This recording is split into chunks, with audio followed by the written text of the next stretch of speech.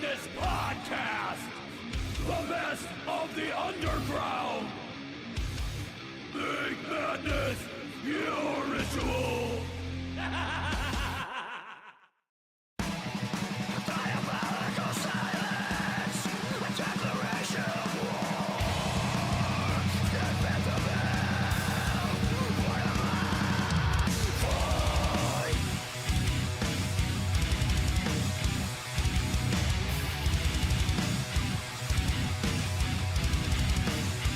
I was a dog when this innocent I am the champion. 16 flicks on my face, retrace me to the core.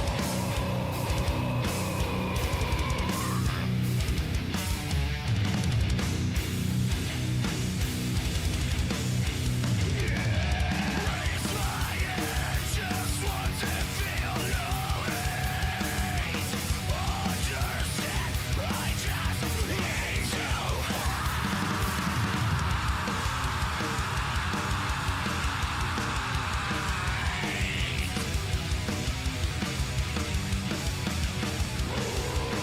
I am lost, disconnect from your senses. I am the champion. This war will not be rebuilt. Rebuild the clouds and grace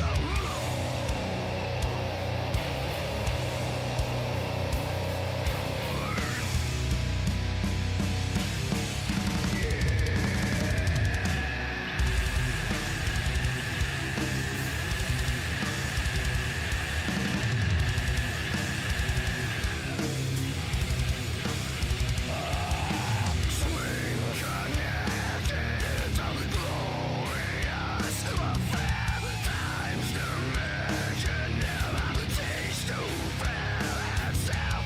Swing connected into glorious affair. Time's dimension never cease to fail itself. Raise my head just once and feel no hate. Understand, I just need to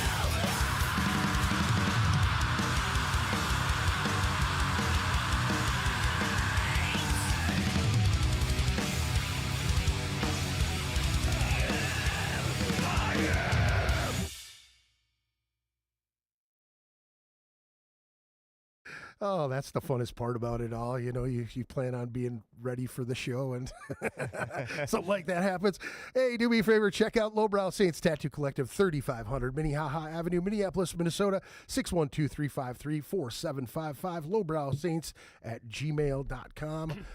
Tuesday through Saturday, 12 to 7 p.m. If you're looking to get some tattoo work, give them a shout or give them a chance. Go down there. Jason's good people. Take care of them, please. And do me a favor, check out the Shred Den. Hours of the Shred Den, Monday through Friday, 5 p.m. to 8 p.m. Saturday, 11 a.m. to 5 p.m., 9100 85th Avenue North, Suite 100, Brooklyn Park, Minnesota, 763-350-2191. TheShredDen.net. Stop in there for some pointy guitars and say what's up to the fellers. They got all kinds of cool shit going on down there. Lots of BC Riches. They got so much stuff coming in and out of there, man. Always good to check in there, drop in there and see what they got going on. Always got some killer deals and shit too. So make sure you shout them out and say what's happening. We got the guys in Better Broken in the house. What's going on, fellas? How's it going? Pretty What's good. happening? Awesome. So weird. Feel weird? Well, I feel weird. I've never done anything like this before. Really? so- Seriously? Yeah, absolutely. Oh, welcome, dude. Yeah, welcome. I could have swore I thought you were on the one show that we did before. Well, I was mistaken. Well, welcome, man. Have you No. have you done any podcasts before? No. Gregory? First. One years and years ago. Just did one, huh? Well, welcome, fellas. I appreciate you showing up and filling in for Matt's sick ass. Yeah, Matt, you sick bastard. What are you calling? Yeah. Well, I told him that that we do have a full line. I said if he's able to talk or willing to talk, I'd put the number or give it the number to him.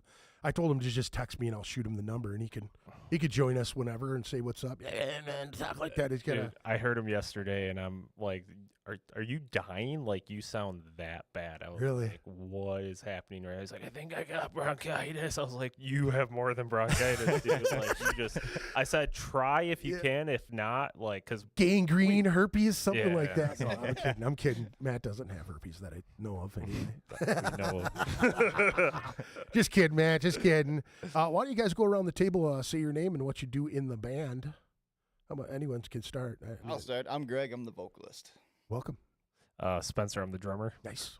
Jamie, bass player and backup vocalist. Nice, man. Welcome, fellas. Welcome. So how long has Better Broken been a band? That's kind of a tongue twister there. 2023 is when we Well, 2022 is when got Yeah.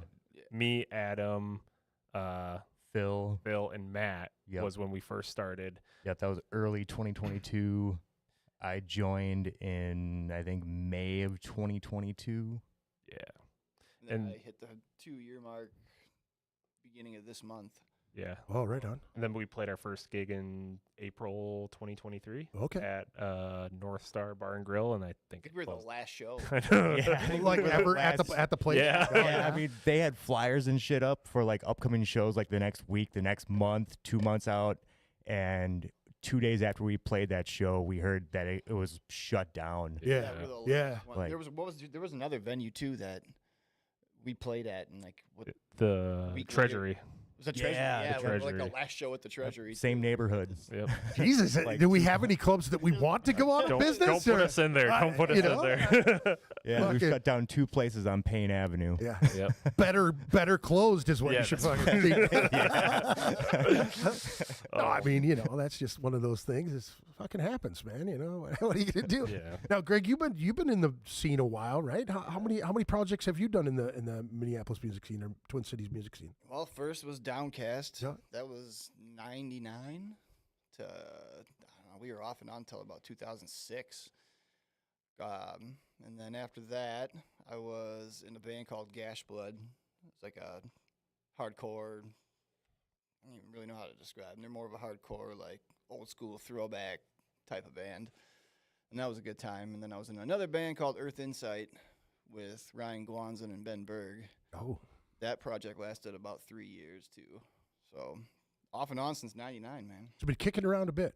Yeah, I Kick took like around. an 8-year break. I had a couple kids, and it's like, well, we'll kind of step away from music for a little bit. So I was away from the scene for about 8 years, Yeah. and found these guys on Facebook of all places. Oh yeah, the Book of Faces, man. The Yeah. Book of Faces. So I always start, man, with people who just their first time here. I always like to get kind of the gist of what was going on in your house. What were your folks listening to? What were your brothers, sisters listening to? What were your homeboys listening to? What was in your circle as a kid? And then as you're growing up and you find your way and find the music that you're doing now. But what are some of the bands that you were listening to as a kid, and what kind of put you down this path of music? In my house, my stepdad's favorite musician was Frank Zappa. So every day I listened to Frank Zappa. My Right. mom was on the more Hart, Willie Nelson. Awesome music. Right. Like, I was definitely, they had the big ass record collection underneath the TV that probably daily I would sift through and just look at, smell, listen. Yeah. So yeah. So AC/DC, Frank Zappa, Hart, Willie Nelson, ZZ Top. You can go on and on. Probably, you know what I mean? Yeah, yeah. Well, that's good. That's a good base, to start. And now, what were some of the heavier bands that kind of start popping up in your, like what age range? And did you play any instruments? Did you do anything like that? Yeah, I play drums. Okay. When I do practice diligently, I can play pretty well, but it's few and He's far laid on some grooves in practice. Those moments are few and Nice. far between. I think I was really big into, like, when I was a kid, I was, besides what my parents were listening to, I was a victim of top 40. I'm sitting there with my tape player up against Trying to my- catch it. Yeah. Yeah. So, but Pantera is probably the band that brought me into heavy music. Sure. Vulgar Display, when that came out, I had this dude named Dan that I went to summer camp with when I was like 10 or 11. He's like, check this out. Fucking fucking praise awesome." Dan, dude. Holy shit. Yeah. Hell yeah, dude. So yeah, I was off to the races from there. Like, heavy music was the way of it for me. Yeah, you just start pushing towards the heavy stuff as much as you possibly could. Well, I've or always what? had a soft spot for hip hop and Yeah. and stuff like that. But I mean that kind of showed in your early stuff. I know, with the Downcast stuff. Downcast, yeah, for sure. I saw a lot of that in there too. I guess I see that with cats that I'm familiar with doing. You know what I mean? Like Yeah. when I see somebody perform, I can totally pick that up because I'm the same type of guy. Like as much death metal shit that I did, I was a full on hip hop head forever. You know what I mean?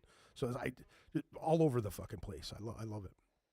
But you say like what is some of the shit that you listen to today? Like what would you be kicking back listening to? I mean, during that 8 years, I was away from music. Yeah, It was all blues and hip hop for the most part. Like, sure.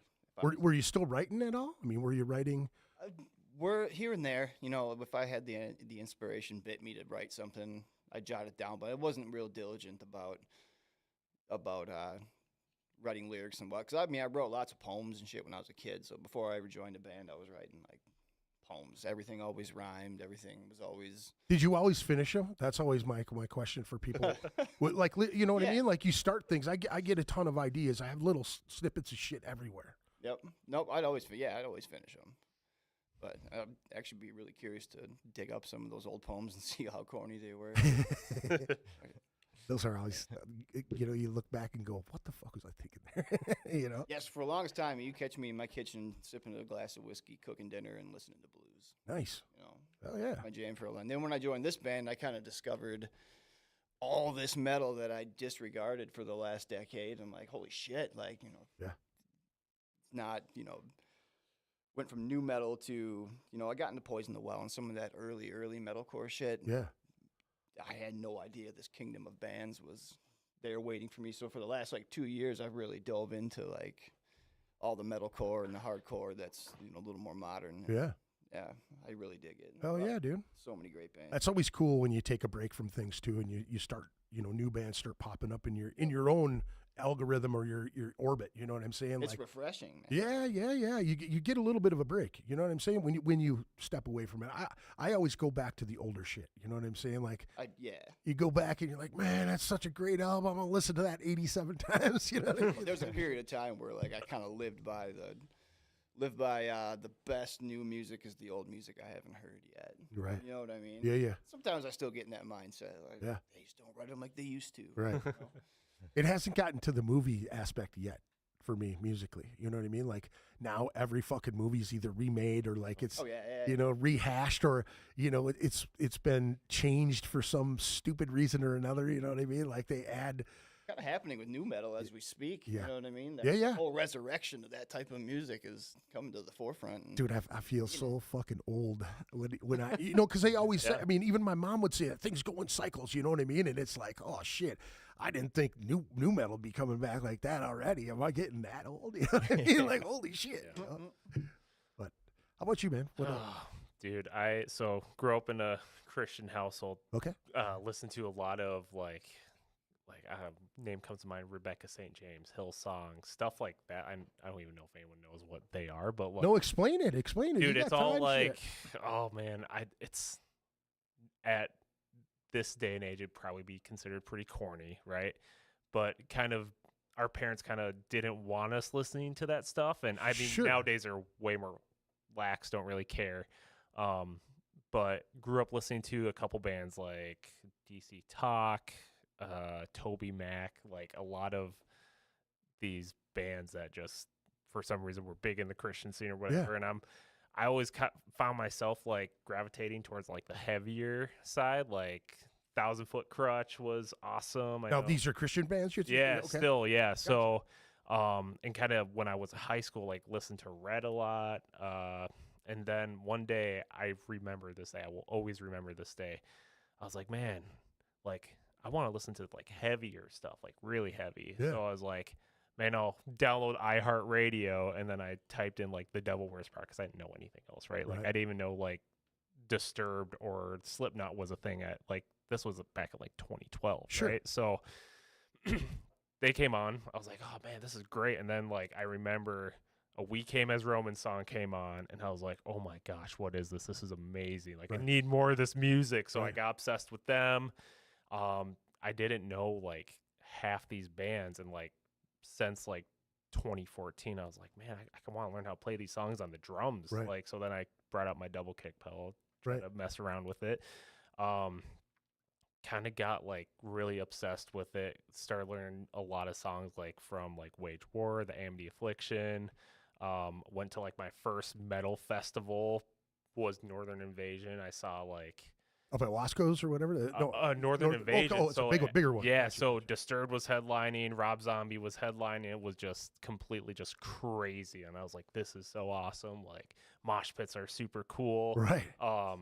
Bring me the How old were you at that time? dude. I think I was probably 20 or 19. Oh, okay. So pretty young. I mean, that's 9 years ago, Sure, but sure. like, so there's a lot of stuff from back then. People are like, "Man, this album's good, isn't it?" I was like, I didn't even know that album existed. They were like, Slipknot's first album is great. It's like, I've heard like a few songs. I don't really Right. know it. But like, I went back and listened to a lot of these songs like Slipknot, like when I was in an angry mood, People Equal Shit. Like, I was Yeah, like, yeah. oh man, this is great. Gets me pumped yeah. up. Like, Crank it, yeah. mad at my boss kind of Yeah. thing.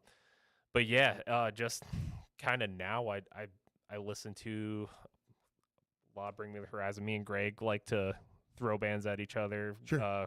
We both love Currents, Alpha Wolf. We went to a Throne show. Nice. One of probably our most common favorite bands. Yeah.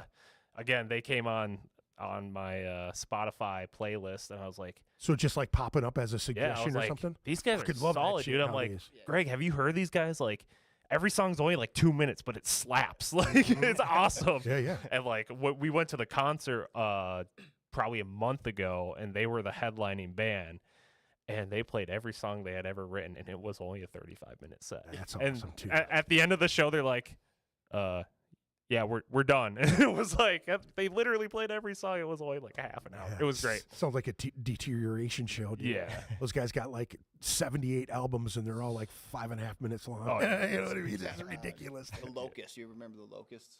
No. Yeah, their song. I think they average about 1:45 per song. Yeah. That's long. But they You're slam, fine. dude. Yeah, They yeah. get to the point Yeah, right yeah. away. They're like, yeah, this is what we're talking about. You know, that shit. And then like verse, and then Yeah. just as a breakdown for Yeah. like a minute, and then it just goes back, and it's just awesome. Right. Hell yeah. But yeah, like a lot of the earlier bands I listened to when I was kind of in those stages was a lot of like August Burns Red, Fit for a King. Yeah. I hated Bring Me the Horizon the first time I heard them. I was like, this guy's voice sucks. It's so Yeah. raspy, and now I'm like obsessed with them. So like, what am I do now? Like, they will tell you I don't shut up about that band. That's Sweet. still awesome though, man, to have Yeah. have that fresh perspective on that type Yeah, of shit, man. You know what I Mhm. mean? Like, so like, what were your folks saying? Were they hearing you listen to when your music changed? Did your folks go, "What's going on?" It was kind of the time when I was getting a little more independent and kind Okay. of like Yeah, going yeah. to college. Sure. They weren't like always around me all the Yeah. time, but like, I mean, I try to keep it like, okay, like I'm listening to this stuff. And they're like, you shouldn't listen to this stuff. It's like not Right. good for you. It's not like positive. Like, but like some of these lyrics are really good. So like, Yeah. like the other stuff, like I know to separate like the music from like the lyrics, but Sure. like the song is still great though. Right. Like I'm still Christian and everything, but like I still love listening to the music. Because Right. it's good music, right? Right, So, regardless of the message or not, but Now, like, now, how do you now being that way, and it seems like you're pretty strong in your faith. You know what I Yeah. mean? Now, is it difficult to for me, just my perspective Yeah. from it? You know, what I mean, not a huge religious guy, but Mhm. anytime that I listen to heavy stuff, death metal, metalcore, anything like that, I always think even the negative message that they're putting out there is like a twist on it. You know what I mean? Yeah. It's not necessarily a negative message. It's more of a purging of those negative feelings and thoughts. You know what I mean? and I Like, feel like a lot of the music now is like, don't take the lyrics at face value. There's usually a deeper meaning to it Yeah. too. In a Yeah. lot of the lyrics, like it's like Architects, one their album, all our gods have abandoned us. They clearly stated like, hey, this like isn't a jive at like Christianity or anything. It's like gods as in like alcohol could be your god, Sure. pornography could be your god. Like Right. it's not like those things will fail you. They're not a Christian band by any means, Right, but right. it's like, yeah, there's a deeper meaning to Sure. that even Yeah. too. And people are like, oh yeah, like F Christianity, and they're Right, like, right. well, this really wasn't yeah. what we were intending on saying. So, right. but yeah, I think a lot of that just like there sometimes or usually there is a deeper meaning, right? Yeah, yeah. Or the lyrics are just really good. You just can't understand them. I always thought it was hilarious because I mean from the 80s, all my family was always like, oh, that's devil music, this, that, and the other thing, and that like even rock and roll was that borderline for them too, Yeah, like yeah. my younger uncles, I mean they're older than me, but my younger uncles would listen to rock and roll, and my grandparents would be like, hey, what the hell's going on there? And then my aunt's a few years older than I am, and she started getting into like Motley Crue and things like that, and they were like, don't listen to that devil music, that type of shit. And I just laughed because once you get into it and you start to realize most of them are just clowns. You know what I mean? They're just playing they're just playing on people's emotions and feelings. You know what I mean? Much like I feel like the whole thing with Marilyn Manson. You know what I mean? Like people showing up to shut down his shows and whatnot. It only gives him more fuel to do it, but. I don't really think he's, as satanic or as fucking crazy as everybody says he is. You know what I mean? I think it's all a gimmick, Right. honestly.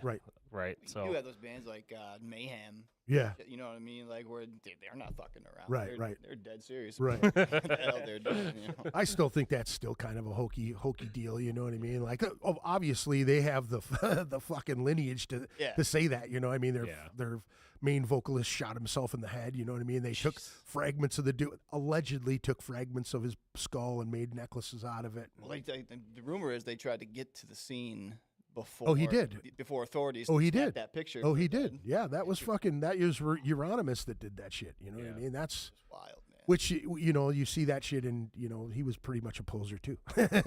Which is.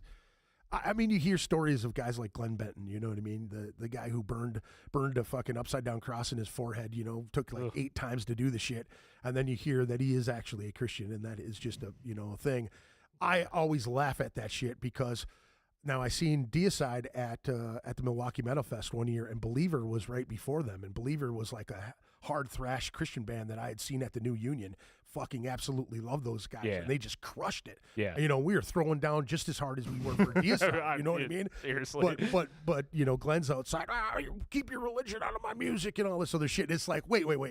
So your garbage religion is okay to put in the music? Which is which? You can't. Yeah. You know what I mean? Yeah. No religion or some religion. Like what the fuck? Make up your fucking mind. You know what I mean? Like it's just kind of a silly thing that I always thought that metalheads were some of the most intelligent people I've ever met. Some of the kindest folks. Absolutely. And a lot of us sing about a lot of pretty negative shit. Yeah, You know? it's a lot of pent up emotion, anger that we gotta get out somehow, right? So, I think, I don't know. I just, like I said, a lot of the stuff I think is like definitely metaphor, a deeper meaning with it. For but sure. Yeah. I don't know. Now But- with now as you were kind of transitioning to that heavier stuff and learning about that, were you playing drums previous to all of that stuff, like learning the heavier stuff? So like back when my dad got me my drum kit when I was 8 years old, right? Oh, nice. So I'm not going through a whole history lesson now. Because I started out playing piano, still kind of dabble in that a little bit. Awesome. But got it, and I wasn't touching it at all. And they're Now, like, if you guys don't use that as in your music, man, that'd be pretty fucking sad. Seriously, because if you've got talent to do shit like that, like why not incorporate it? You know what I mean? Because it adds a whole nother level to and these tunes you guys are writing are fucking badass, dude. I mean, be proud of it. Add what you can to it. I know Greg's. You guys got open minds to do some cool shit. You know what I mean? Yeah. So I would definitely do that, man. Greg pushes us with the hip hop vibe sometimes. Yeah. I'm like, oh, was not expecting that, but it kind of fits a little bit. So Yeah. we kind of mess around. Like our writing process is usually, Matt will come up with some sort of riff, and then I'll join in, and then Jamie will join in, or Greg will be like this, and we'll be like, what do you guys think? And like, well, maybe move this part here and do this, and then we'll kind of go through it. Right. Yeah, it's super fun. Fuck yeah, man. Fuck yeah. How about you, sir? What were you listening to as a child? So I grew up in the 90s, and my parents, they were listening to the grunge and alternative, so STP, Alice in Chains, Toad the Wet Sprocket, all that stuff. Yeah. And I I was more into like the punk, like Screeching Weasel, Descendants, Bouncing Souls, Rancid. Swinging Utters. Yeah. I was a big punk guy. I went through a ska phase for a while, like Less Than Yeah, Jake, yeah. shit like that. I love Les and Jake. They're Oh, I didn't even awesome. know Yeah. that. What? Gosh, shows. Yeah, Damn. dude. Yeah, Jake's I a throw ska down, dude. guy. I think I've seen Less Than Jake 14 times in Yeah. my entire life. I worked for them 3 times, and they were fucking fantastic, man. They were so much fun. Oh yeah, they seem like awesome dudes, Yeah. man. Yeah. Yeah, and I went through a huge punk phase and ska phase. I still listen to that stuff, and I think it was when I was around like 7th or 8th grade, I started to get into the heavier stuff. Like Yeah. that was when System of a Down was big, and Korn, Follow the Leader, that just came out. Sure. Yeah. So that got me into the heavier stuff, and I started to get into Bring Me the Horizon and Parkway Drive. Matt's a huge Parkway Drive fan, we all know. Yeah. Yeah, and that was kind of like my music of choice. Yeah. I started playing piano when I was about 7 years old. I 2 think. fucking piano players, dude. What's going on Yeah. here? This sounds like there better be a dueling piano spot in your joint, dude. You know what I mean? I'm sure we Just could you do it. screaming over it, dude. You know, ting, ting, ting, ting, you know? I'll usually do like a cheesy riff on the piano. They're like, good enough. Hell yeah. Yeah, and then funny thing is, I picked up the bass. I think when I was like 9 or 10. I played it for like a year or two, and then I was in a 3-piece punk band, and me and the guitar player, we decided to trade Yeah. instruments. Yeah. So he started playing bass, I started playing guitar, Yeah. and I played guitar. Let me think here, from 13 or 14 up until like 3 years ago, like 6 months before I joined Oh, wow. Better Broken. So about 20 years, Wow. I wasn't really a bass player. Wow. I was just a guitar player. And funny thing is, the Failsafe. Yeah. So Chad Hellman's, Okay. the drummer, him and I, we had kind of a on again, off again musical relationship. Sure. We were in Nothing Special Okay. together. It was like a punk band, Okay. pop punk band. Okay. I played guitar, he played bass and sang. And then a year after that, we decided to do like a kind of like a metalcore band called the X Project. Mhm. Same thing. He was doing bass and I was doing guitar, and we had Stacia on vocals. She was an awesome vocalist, and then stuff just kind of happened, and he got Yeah. busy. He was doing a studio at the time. I don't know if he's still running Black Apple Productions, but Okay. he got busy, so that kind of got put in the back burner. Sure. And then I took a break from music for a couple of years, and then ironically, Matt, when he was in Wicked by Design, Yeah.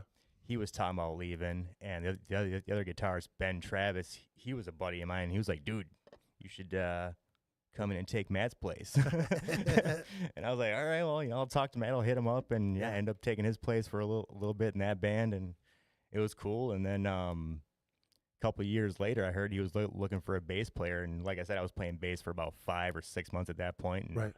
yeah, I hit him up, and Nice. ended up in this band. Oh yeah, man. That's fucking awesome, man. Yeah. So I mean, when you guys get together, like you said, he comes in with riffs. I mean, Yeah. now, you guys played together in Endless Rain Yep. before that, correct? Yeah, Like- we wrote pretty much all the songs on that last album. It Yeah. was me and him. Yeah. There was 1 or 2 that his name's Blake. He did have like the main riffs for those songs. Sure. But it was mainly me and Matt just bouncing stuff off of each Right, other. right. Kind of a similar process too in Better Broken. So like you guys, we've started so much stuff and just have not finished it. Right. Like we just got miscellaneous Right, riffs just right. hanging around like, hey guys, let's try to finish this one today. Sure. It'll end somewhere. Now, do you guys record your practices and try to have them written down when you're jamming them? You know what I mean? That type of shit. I try to keep the camera rolling when we're there, so I got a good live catalog of videos. Never really don't have any overhead mics like recording Right. audio or anything like Yeah. that. But We just got an in-ear monitor system, and I think we have the capabilities to record on that Oh. with a USB. What'd you guys do for that? X32. Oh, nice. So, and then he put together the whole rig, basically like a snake, and then a splitter, and then Yeah. everything. Yeah, Hopefully yeah. it works, but Yeah, most yeah. of the time I it does. put together this. It's a 16U rack, and it basically has all of Matt's stuff: his Helix, his wireless. It's got my quad Cortex, my wireless. It's got the X32, a three-way XLR splitter, a couple power conditioners, Right. and then our in-ear transmitters Yeah. or receiver. I mean, Now, Greg, do you run in-ear as well? I do, and it's crazy enough, man. This is the first band that I've actually used in-ears, and what a fucking game changer it is, man. Dude, I've always thought that would be so much better for me, when I was doing it or whatever. Yeah. And I've always wanted to do it. Like, how was the transition to getting into it? It was great. 'Cause I was really apprehensive at first, just because when I play, I'm pretty fucking mobile. So Well, dude, I would wanna, like, and I mean, you've been doing it Yeah, long he is. enough that you condition yourself to do that. You know what I'm saying? Yeah. Like stuff in your ears, man. It always threw me off like real hard. And and like you said, you get around a lot. You're jumping around, getting down. So it's like, right from the get-go, I was like, this is awesome. I'm so happy they talked me into doing this, because like they're staying in my ears. I'm saving my voice. I know I'm sounding a lot better. I went back and listened to the couple shows that I played with them, and I'm like, wow, what a fucking difference it is, even to the audience. So I was listening to this music earlier today, and I couldn't remember that you were in the band for some odd reason, and I could not remember who I was listening to this voice, and I'm going, that's a fucking solid, strong voice. And I'm like, I cannot remember who the fuck this is. And I knew who it was, okay? I seen you guys play, right? And fucking, so Matt's, he posted that you're gonna be on the show. And dude, I was gonna fucking commend you. Dude, it sounds really good. You sound a lot stronger than the past stuff I've heard you do. thanks, man. I feel like you know, that maybe it's really pulled you, you know what I mean? Like, you're not forcing yourself. You know what I'm saying? Like, it sounds good. Like what you were saying earlier, like if you step away from something for a while and come back, a lot of times that has positive results. Yeah. I felt like it was like that with my vocals anyway. I felt a lot more mature in my approach. I felt like I had way more control. Back in the day, it was mostly about the live show for me. It's Yeah, because you're I going don't- balls out, right? Don't give a shit what I sound Yeah, yeah, like. yeah, I'm yeah. just gonna fucking cover this stage Yeah. 1,000 times over. Like that was my whole thing. But yeah, now it's like, yeah, I can slow down, step back, kind of start to understand where the sounds are coming from in my body, how to manipulate this or manipulate that sound, and yeah. Now, what are you hearing in your monitors? What do you use the most when it comes? Do you get a bit of everybody, or are you Yeah, no, I got a good bit of everybody. I think we're still kind of narrow. We're still trying to tune it in? yeah, get it really dialed in so that the mix sounds really good, or I can start putting effects on my voice or whatever. Right. And that's all. I mean, that's a mobile system for you guys, and they just plug right into your snake, and fucking there you go. Yep. Yeah. I got a 20-foot snake on there, so it should be long enough to reach any stage box or anything. Well, Jordan Swanson is my co-host most of the time, and he wasn't able to make it tonight, but he talked me into buying that XR18, so I know exactly what you're talking about. Yeah. And he came to work one day, and he's like, "Dude, I built one of them, basically the same thing that you guys have, except for his is the 18." And he's like, dude, he's telling me how it all runs down and how he's got it. And I'm going, wow, where the fuck was this shit when I was doing this, man? You know what I mean? Because I always Way wanted too to do. expensive. Yeah, back then it was stupid expensive. 15, 20 years ago, Yeah. just super expensive. Yeah, way expensive. And he comes to work and he's like, here, dude, you got to hear this. And he did that. He ran mics to everything. And I was like, dude, is this pre-production? He goes, no, this is the studio. And I go, you got to be fucking kidding me. It sounds amazing. So when you guys have that together, it is going to be another, like you said, a game changer. It's going to change the fucking game for you guys, because the shit I heard that these guys are writing in Courier over here, I was like, what the fuck is that, dude? This should have been the first thing we bought. Yeah. Like in 2023, this would have been like, guys, we need to buy an X32. Like me and Matt had the receivers, right? Those were like $2,000 alone, but the system, me and Jamie kind of pooled together $2,500, and we're like, let's just get it. Yeah. And then we got it, and Jamie figured out how to hook everything up, and I mean, even if it didn't work out, God forbid or whatever, you know what I'm saying? But, you've got that gear that'll never, I mean, you walk into another setup like that and go, hey, this is how we had it here. And they go, oh, no, well, how much is this? And you tell them, and they go, oh, I could do that. And fuck it, it's another level. Yeah. Blink, you're fucking leveling up. Yeah. No, what was I gonna say? Crap, I forgot. Oh yeah, no, we have an app now on our phone too. All of us can control with our app. Isn't that sick? Yeah, we It's control our own mixes. I thought I had to use the iPad for everything, and then we found an app that everyone was able to use, hook up to the mixer, and I'm like, well, you guys can use the iPad, but just use your phone. It's gonna be easier than me adjusting your mix. So Yeah. it's Yeah. such a Yeah, Jordan told that shit to me, and I was like, you're kidding me, right? And then when I bought that XR18, dude, I sat here for like 3 days yeah. trying to put everything together because I bought a Roadcaster, and I had my Roadcaster, and I absolutely loved it because it had MIDI pads on it. I could do my intro, and I could have everything right there when I wanted it, you know? And then I'm like, I run a Stream Deck anyway for the whole show on all my scenes, on everything. I'm like, I wonder if this would fucking work if I did that. And then I'm hooking it all up on one touch, everything. So like the XR18, getting to know it and figure it all out. Like there's so many videos out there and they tell you like this much of this. And you're like, wait a second. And then you go back here. I've had to go back and reference through my history. Like, how did I do that again? You know what I mean? There's so much to it, man. The first time we hooked it up, it didn't work. Jamie thought he had everything, and I was looking. I was like, dude, I can't figure it out. And I called up one of my buddies he's a sound engineer. He was at our church for 20 years. Yeah. I'm like, dude, we bought an X32. We can't figure it out. We're getting no sound out of it. He's like, Yeah, we "What?" were getting a signal, but no sound, Yeah, right? no sound. And we're like, what is going on? And so he comes over.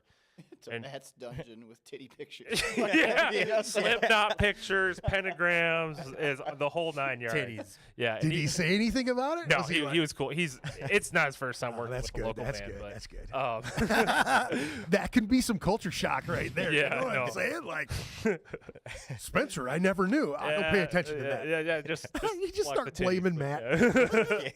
yeah. But yeah, he came over. He took out his iPad, connected to the system. He's like, "Oh, that's what you have wrong. You routed it differently." I was like, 5 minutes, he fixed it, and then I got a bunch of information. That routing ain't no joke either, man. Yeah. To find that shit, to get it all figured out in that thing. Like, if you don't, dude, the USB shit in here had me fucking Yeah. puzzled for days. Yep. And Jordan came here, dude, and you know when somebody like tries to help you with something, and you know they're pushing the wrong shit, and they keep pushing it, and you're like, okay, now I gotta wait for my system to catch up to the 32 pushes you just did, right? So he's sitting there, and we got Sammy from Goat Horror across the hallway. Yeah. Right? He's doing a guitar clinic, and he's in here helping me. He's sick, and I'm like trying to stay away from him, and he's pushing every fucking button. He cannot get it to work. He leaves. I shut it all off. I start all over, and I figured it out. I go out there. I figured it out, dude. He's like, what'd you do? It was the routing. It was one fucking little Yeah. click, and that was it. Yeah, that's all it was.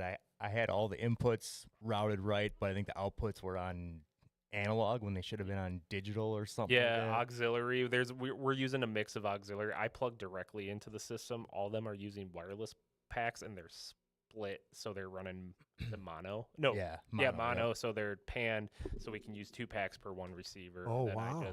I'm right in. I got 10-foot long headphone cable. Dude, I never thought about So- that. That's a fucking good idea, dude. Dude, Yeah. I mean, I'm packing a receiver together is $700, $800. so right? you save. So you Save have $400. Wow. Yeah, Yeah. So you don't have a stereo mix. You just get mono, but yeah, it's still In both awesome. ears, though, right? Yeah. Yes, in both So ears. it's the mix you want in both ears. So it's not too bad. I mean, yeah. I mean, if we wanted to probably figure out how to pan stuff, like we could. There's probably a way to do that. but Well, like yeah. in our style of music, there's no real need to have a stereo mix. You don't have like vibrato guitar Dude, I effects can't or tell you anything that how many times Leslie. I'll go to Eagle Brook, for instance. Like I had practice at Anoka campus, and their sound system is janky. no, it's crazy Oh. nice. It's so nice, but like he's got some guitars panned to the right and then to the left. I'm like, just put them in the middle so you can get both. Like I was like, I don't Right. care who's where, just get me all the guitars. And Yeah. it's like, why do you have the keys panned to the left? That also makes no sense. It's like just, I mean, some stuff is cool, but like when you get crazy with everything, I'm like, calm down a little Dude, bit. that's man, just, years of actual experience. You know what I mean? Like Yeah. in a setting where you're constantly in that room doing that sound. yeah, You can tinker all you want, yeah, but when you've got a traveling musician that moves around from club to club and has, you know what I mean? Like, Yeah. give me what I need. yeah. You know Yeah, what I'm saying? exactly. Like, deliver that to me, man. You Yeah. know what I mean? Once my mix is like just good enough, I'm like, all right, leave it. I'm done. Like I'm not messing with it at all. So Yeah. yeah. But it's sometimes, man, they'll have like the keys cranked. I'm like, why are the keys that loud? Like that makes no sense. Right. Whatever. I don't know. Now is you're getting the drum mix too. That's what's Yeah, weird about so- it. Like, and- why would you have that so whammied on one thing and like Yeah. So like most of the time, the system can save our mixes for each musician that comes in, right? Because we're a bunch of contractors. We go to all these different campuses, Right, and right. then they're like, "Hey, Spencer, I loaded your mix from last time you were here. Cool, awesome." Well, a lot of the times lately, it's like, "Hey, the system went down. All the mixes were erased, and you're working off the previous one." It's like, Now let me ask you this: with the 32, what made you guys go with the 32 and not the 18? Just more channels? You wanted more stuff to we did a lot of research, and that seemed to be the most common option. The 32. And Yeah. I was kind of familiar with it, Yeah. and I don't know if Jamie was, but it just had like I've talked to guys at Guitar Center, and they were like, "Yeah, go with the 32, man. Like it's like Yeah. industry Yeah. standard. It's just Yeah. It's like okay, Yeah, I looked on a lot of like YouTube videos at playback rigs, and yeah, they almost all of them had the X32. So I just thought, well, that's good enough for them. Yeah. I guess that's what we should get. yeah. We were talking about this the last podcast that we had. We were talking about Lee's Liquor Lounge, and we did that place, and that was the sound system that we ran there, and it would have never been in there without James Ryans from he did the Quest. He did sound at the Quest and staging at the Quest at Mill City. He was all over the place. He worked for Prince. He did all this shit.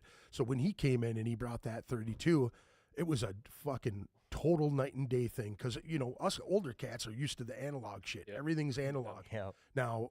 And bringing Jordan in, he was doing sound at the Underground, and he was making Club Underground sound really good with minimal PA. You know what I mean? yeah, So when he got bounced into that and having him reroute everything in the whole club, right, and then learning that 32. And then, we talked about this, him going home. It's like, dude, if you have hobbies like we have hobbies, like once you find that thing, you go 100% into it. You're researching it. yeah, Dude, he came back the next time and he's like, dude, check this out. And he fucking hits the thing and it all goes, shh. He goes, yeah. that's It's where that was crazy. the last time I was here. And I was like, really? Yeah, Now, the next time he came, somebody had deleted everything off there. And he was like, you got to be kidding, right?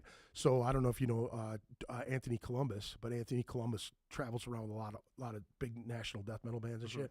He was running sound there as well. He came in with a thumb drive, stuck it in there, and fucking they all went back. And he's like, what the fuck is that? Yeah. So then the fourth time he comes in to do sound, he's got everything saved. He's like, yeah, they could fucking delete it all they want. I'll go.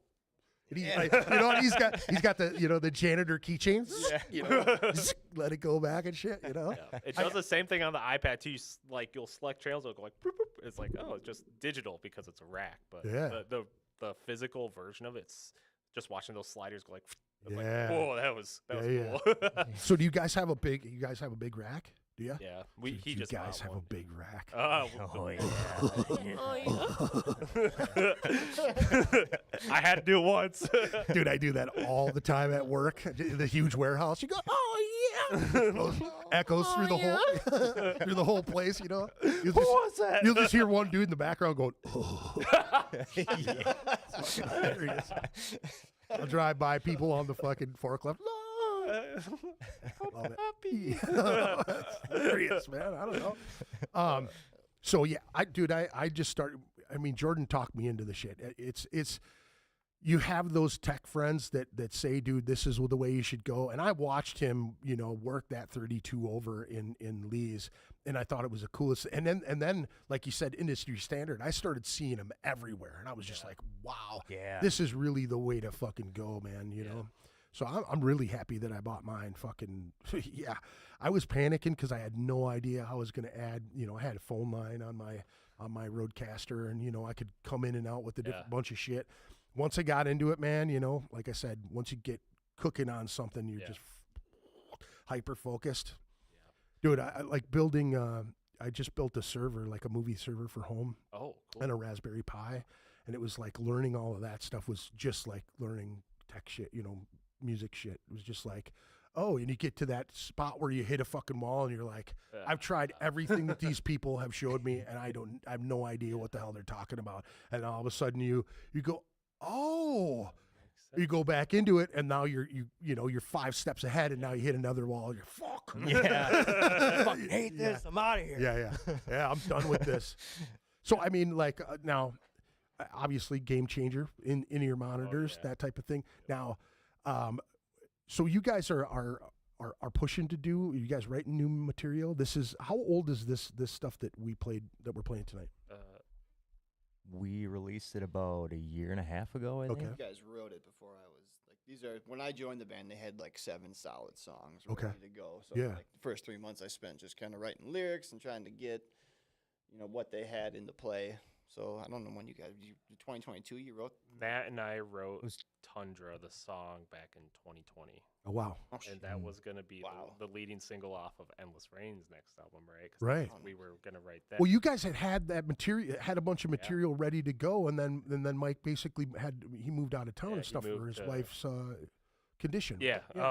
And so we had Tundra written, which at the time it was called "Throw the Fight." Mm-hmm. I still tell them like, "Hey, we're playing "Throw the Fight," and they're like, "What song is that?" Yeah. Like, oh shit, Tundra. Like, but we had that one. We had "Fallen King" was basically written, and then Queensberry was there, just missing a couple parts, and everything else was pretty much brand new. Did you write lyrics for these two? These are your lyrics? All of them are my lyrics. What's your Queensberry about? It's about boxing. Yeah, I saw it and I'm like, and then when I saw your name when Matt posted it, I was like, oh yeah, that's about fighting for sure. It's a nod to both Johnny Tapia and Reuben Carter, the Hurricane. It's based off of both of those. That was where the inspiration came from. That one anyway. Why Johnny Tapia? Because he's just one of those stories where it's like. He was a cocaine cowboy, dude. He could have been like he had so many flashes of greatness, dude. Like, what beyond, he man. Been, dude. He was a great fucking fighter, dude, for sure. Hell yeah. That's a forgotten gem right there, dude. That fighter's soul. So now, didn't he get shot by the cops or fucking stabbed or some shit like that? Like there was some sort of thing where he was all strung out for a good long time or something. There was a couple instances, if I remember correctly. I don't know if he ever got actually shot by the cops, but I know he is dead though, right? Yeah, he's dead. Yeah. Yep. I don't remember how he died either. I want to say he got stabbed or shot. I'm not. We're gonna have to look that up. We're gonna have to look that shit up because that's one of those things. And who you said Hurricane Carter, right? Is that what you said? Yeah. Okay. Yep. That's a sick story too. That dude was a tough motherfucker, boy. Dude, just 2 prime examples of fighters who could have ruled the fucking world if the outside world didn't take over for him. You know? So it's kind of crazy to see those fighters back in that time frame. Even they were like right on the tail end of all of that fixed fight shit that you heard about. Like they were kind of like the golden age. You know what I'm saying? Like the fix weren't in a lot of those fights, in my opinion. You know what I mean? Don King wasn't the face yet. Yeah. Yeah, that's awesome, man. Congestive heart failure. Oh, there you go. That's why we died. After he was shot. Well, I mean, I know that he did a lot of drugs and partied a lot. That's why I said it. Is because I think he was like one of those guys that really couldn't get. And they say that's attributed to a lot of that traumatic brain injury shit now. Yeah, well, I believe it. Living that crazy, like not being too impulsive, that type of thing. Yeah, there's only so many times you can get knocked upside the head before stuff starts to rewire itself. Well, they're saying that even soccer players with even the small, little bops that they do, that because there's so many of them that they're suffering from the shit too. That's just crazy. Soccer, for fuck's sake. You know what I mean? Like I always thought they overreacted half the time, but I guess that makes sense, right? Like kind of. You know what I mean? You see some of them basketball players that somebody touches, they fall down. You know what I mean? Like they go full ham on that shit. The hockey players are literally beating the crap out of each other. Like, dude, the only sport still that you know what I mean that you're allowed to piss pound the guy, your opponent. You know what I mean? I don't like what you do. The fucking gloves, let's rock. You know what I mean? Let's settle this. Yeah. You guys big fight fans? Are you guys UFC fight fans or anything like that? I've been more of a boxing purist for decades now. So like Have you trained at all?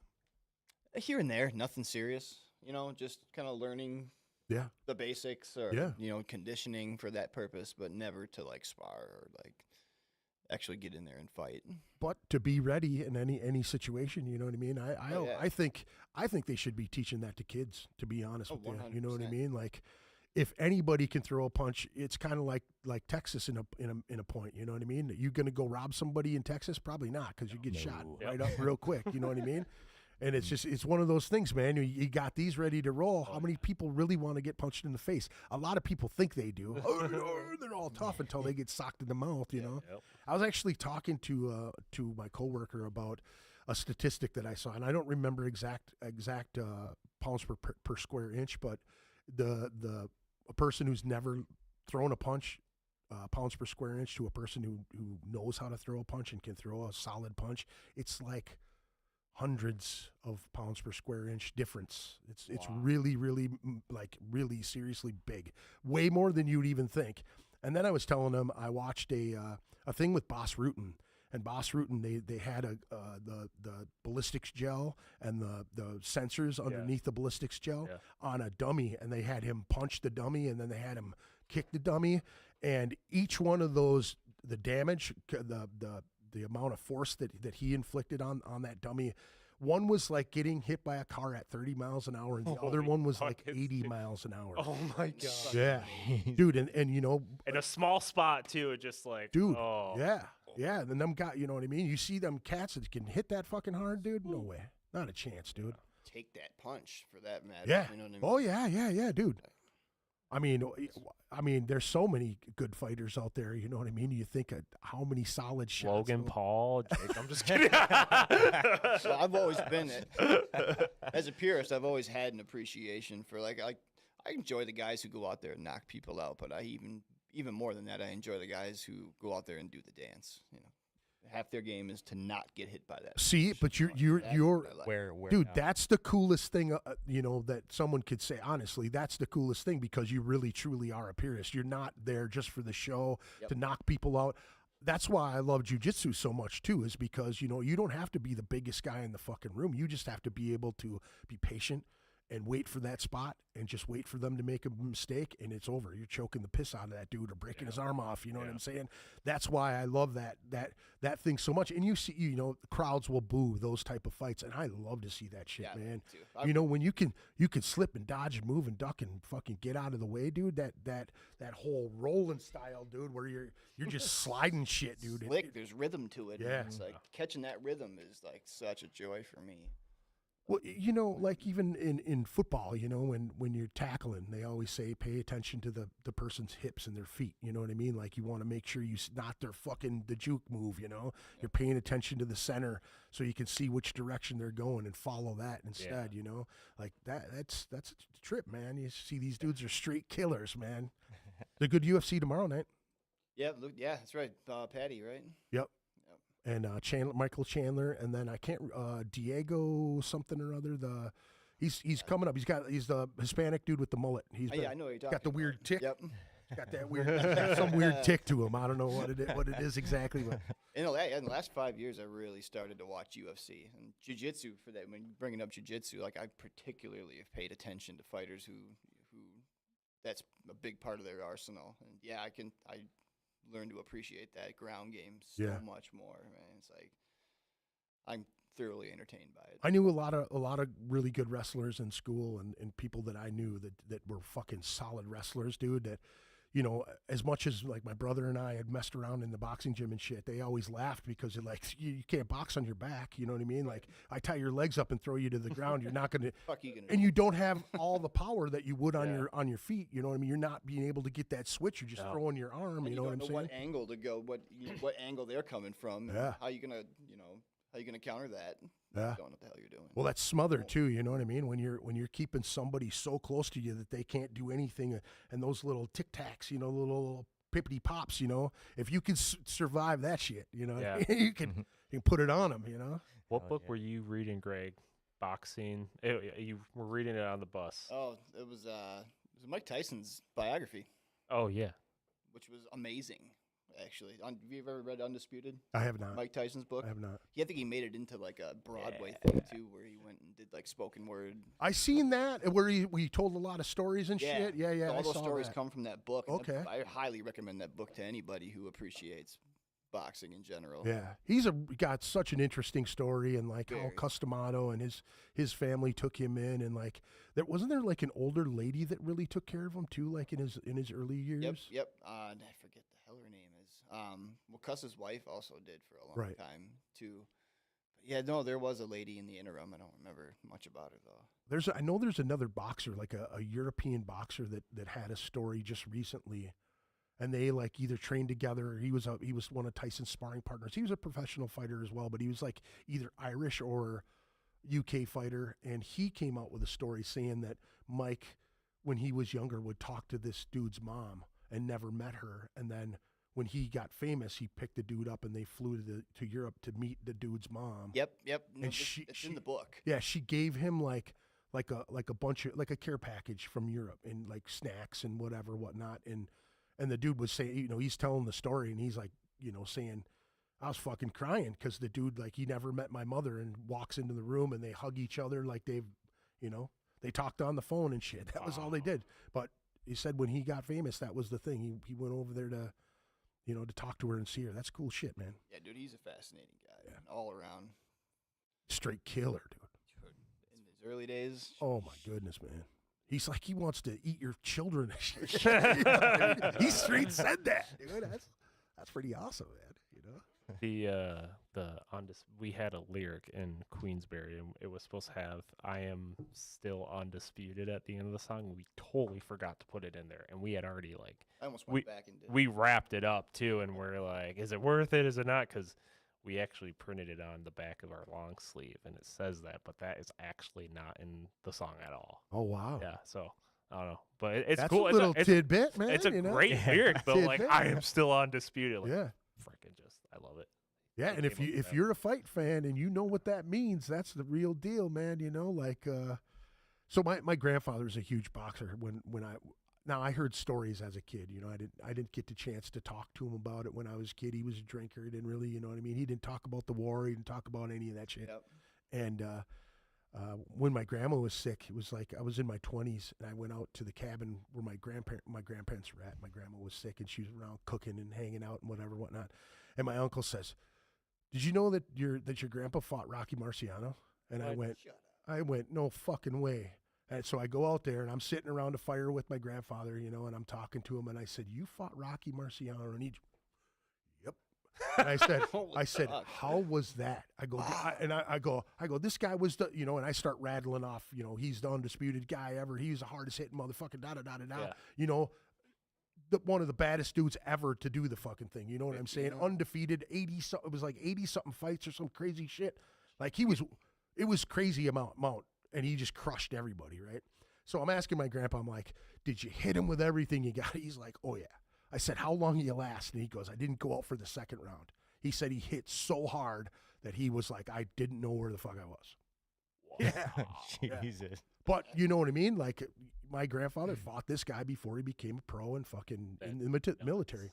Crazy I remember shit. too. We were just talking about Bobek, and I know he had an uncle who fought somebody. God, I'm gonna ask him right now, but he had a pretty notable fight too. Dwayne Bobek, I think was the boxer's name. Uh-huh. Another thing I want to Google Just text right him. now. But yeah, he had a notable one too, where his uncle fought somebody that was. I want to say it might have been Muhammad Ali. Yeah, Like, my grandfather was related to Scott Ledoux. His mom's maiden name was Ledoux. So Scott Ledoux was an old professional boxer from Minnesota. It was not that great of a boxer, but he was from Minnesota. And then one of my very close friends' grandfather fought Jack Dempsey, which was kind of crazy. it's like Larry Holmes. He fought Larry Holmes. Damn, that dude was a killer back in the day too. Larry Oh yeah, Holmes. dude. Oh fucking totally. I heard about his jab. They said that his jab was unorthodox, the way he threw his jab. Holmes. Yeah, and he said that the way he threw it, he said that he just liked to snap it on the end, Yep. and it wasn't like a traditional jab. He just loved to snap it out there more. I just a story that I had heard him talk about. Fucking So yeah, killer being fighter. effective to frustrate another fighter, dude. Like that kind of jab would. I have to imagine it's a pretty frustrating one. Well, he shelled up really well too when he fought. You know what I mean? Like Yep. he's a pretty solid boxer. Oh yeah, Holmes. absolutely. Yeah, fucking hey, man, I love it. I'm a fight fan. I will talk about that shit all day long, every day, dude. Matt loves the bare knuckle stuff. Oh, that shit's Yeah. awesome. He's like, did you see the fight yesterday? I was like, I don't want this stuff, dude. Yeah. Yeah, have you seen any of the King of the Streets or King of the? I think it's called King of the Streets. It's like that European shit where there really no rules. It's all pretty much. No. Oh, dude, it is Probably what Matt violent watches. as a Imagine, man. motherfucker, dude. It is seriously violent. Like I saw these two monsters just going at it, and the one dude finally took the dude down to the ground, and he's beating the living shit out of him, and just the dude's holding him by the neck, right, and he's socking him from on the Oh ground. my gosh. And the dude just leans on and he fucking eye gouges him, dude. Oh, And you hear the dude on the ground is going, "You fucking pussy!" He's yelling at him. You know what I mean? And the dude's just digging his thumbs in his Yeah. eyeballs. What's it called? What's the league called? King of the Streets, KOS, I believe. All I right. believe it is. Yeah, but they take cats from like all the Russian fighters and then all the European, like France, fucking all over Europe, and it's like they come in with masks on and shit. Like you don't see half the dudes in the crowd's faces and shit. It looks like a mob of killers. Is it like illegal fighting? I don't know. I mean, We don't know. well, they do. It's not like it doesn't look like a sanctioned fight. You know what I'm saying? That's, Like it is in the middle of the Can't street. imagine if you're jabbing your thumbs into somebody's fucking eye. Yeah, that's probably not legal. They do some. I mean, they're kicking dudes when they're down and all. I mean, I seen one dude That's ruthless. get dropped and he's on his knees and the dude runs up and he's got tennis shoes on and he just soccer kicks the dude right in the head. Even They, if they I stop saw it, that. but it was just like thump. You just hear it and like holy shit. Cross-eyed and his fucking tongue's going. You would think that takes like a person who just feels no sympathy for anyone. They're just so pissed off that they just want to beat the crap out of them till literally nothing's left. Like if I like beat someone, I'd be like, okay, I'm good, but like, man, they must have had to do something to piss you off that much. Or if they're on the verge of this is the death. thing though with some of them dudes though, man. You know what I mean? Like you got to imagine, okay, these are killers and they're trained Yeah. killers, right? And they're humbled every single time that somebody else beats their ass, right? Yeah. So you got to imagine how much tuning they're, I got my ass beat that last time. Now I got to flip Now this what? No, switch. okay. Well, you can imagine. Now, Yeah. I always equated it like being on stage, right? Yeah. When you're in show mode, like you're not hearing anything but what's going on Yeah. up there. You know what I mean? Mhm. I remember like equating it to being like a caged animal. You know what I mean? You're Yeah. watching your friends kill it up there, Yeah. right? And you're like, I'm up next, and I'm here. Let's fucking do this shit. You know what I mean? Yeah. Now you can imagine a dude who's fucking, and Yeah. he knows he could kill everybody in this whole crowd if he wanted to, Yeah. right? And the guy across from him, that switch is got to be that hyper Yeah. You know what I mean? Yeah. Them dudes are on a whole nother level. Yeah. Killing, you know what I'm saying? There is a guy, and I can never remember his name, but he's one of those Euro fighters, and I was watching like a group of his fights, and he was just destroying these bigger dudes. He's a medium-sized cat, 5'8", 5'10", maybe 6 foot tops. Yeah. Is he part of the King of the Streets? King of the Street shit. Okay. And he's just destroying these dudes, right? And then there's a guy who says, yeah, I watched some of his fights, and then I see one of his bare knuckle fights. He goes to another organization, and the guy says he's all forward. So if you're able to withstand his first couple attacks and take him down, then you got him. And that's how this one guy just destroyed him, is because he just weathered the attack and then was able to get him down. And then once he was down, he submitted him, and the dude was pissed. The dude jumped up and he's like, fucking pussy, he's like, he wanted to go, you know what I'm saying? Like, he didn't want to get choked out. He wanted to punch your head off your shoulders, you know what I mean? Like, We played our last show. We played at like an amateur, WWE. oh, that was the Zimmergy thing. Yeah. How was that? dude. That was awesome. It was crazy. Was it like full on like extreme wrestling type Yeah. shit? Or? Yeah. Like Talking- they encouraged everybody to bring weapons for the wrestlers to use. Yeah. So they had a big stockpile of weapons people would bring to the show so they could use. Like a little like blow up hammer with like wooden skewers taped to it, so they could just Wrestling like balls, Yeah, whole wood plethora. baseball bat wrapped with fucking barbed wire. Someone in the chat just said, if you haven't checked out Medieval MMA, check it out. Okay, that's fucking awesome. Thanks for the suggestion, man. I appreciate it. Thanks for joining us, too, by the way. I appreciate that. Anybody in the chat, if you want to say what's up or if you want to ask these guys any questions or anything, how long their wieners are or whatever, I don't They may even show you. I don't know. 2 inches. We have a... We have, Wow. we have a theory that Jamie's packing. Yeah. The skin. Nice, You gotta dude. watch Way out. to go, dude. Hell yeah. The bass dude. That's Yeah, it. that's right. always is. Why you play the Yeah. bass so low. Got to cover the slang. Yeah, protect the goods. That's awesome. So any crazy stories while you guys have been doing any, like, what was crazy about last weekend? Anything fun happened last weekend that you guys? Dude, the whole thing was just nuts. Like, Yeah. I mean, for one, okay, like our in-ear system, second time he's on stage, like it just completely like whatever happened with Jamie's rig, he couldn't play the whole show. That sucked. But like, Yeah. regardless of that, like I just remember, like I'll remember this for the rest of my life. He took a thing of skewers and he just jammed them into the top of the guy's head. I was like, there's no way Yeah, those they are sticking were there. And he sticking lets go out. and they're all sticking up. Like, what is this like going on right here? And Wooden ones or metal ones? wood. Oh, wow. Yeah, Yeah, dude. they Like were he about- pounded them in there. His head. Yeah, they were sticking straight out of his fucking Yep. skull. Yeah. And then there was the guy then took a real like saw blade, right, for like a table saw. Yeah. And he was like cutting him with it on the shoulder and like didn't do a ton of damage. Right. But like it was just nuts, dude. Like when we were setting up our gear, I'm like, are they using that? And they're like, yeah. I was like, what the fuck? Like this is crazy. Like they had a razor wire, like they had a board and then just razor wire like just covered that board. And then last round, I'm like unpacking my stuff. Like they're telling me move your gear because they're coming out here. It's like they're not coming out here, so I like move it like 8 feet to the side. And they're like, no, they're coming out here. They're using the patio. I'm like, no way. So like I move my stuff off and like they come out here and they take this board, they place it on these 2 chairs, and they light it on fire. It's like, wow, they really did come out here. And the guy just like takes it like cheesy WWE, just takes him. He's like just crashes him down. It was nuts. It was great, but I will never forget that. I It would was love different, man. I would love to do another one. It was There's a death metal wild. band, and I cannot for the life of me think of their name right now, but they played the Slam Dakota Fest a couple years in Yeah. a row, and they do a full fucking extreme. The dude, the one year I saw him, the singer pulled out a fucking stapler, and he was like, "I'll staple if anybody wants to tip us, you can come up and staple me with Yeah. things, you know." And this chick was like, "I want to staple your junk," and the dude was like, you know, hoeing and humming and hoeing and humming, and I think he got like a 50 stuck on his fucking like on his ass, like just on his ass cheek, and then I think he stapled his nutsack to his leg. And like, dude, they came out like him and the fucking bass player got into it, and they had the rolls of fluorescent light bulbs, and Yeah. dude, they beat the piss out of each other. There was a bunch of those there too. Yeah, So like Wild. wrapped up together Yep. and shit. Yeah, There was someone had like there's like a priest themed guy who was like blessing everything. Yeah. He had a cross one and he just bam, like it just glass everywhere. Yeah. It was just nuts, dude. Yeah, dude, these cats were like, so I'm sitting there and I'm taking photos, you know, and I'm just going, holy shit, this is insane, you know, and blood Yeah. flying everywhere. And I'm just like, holy shit, you know.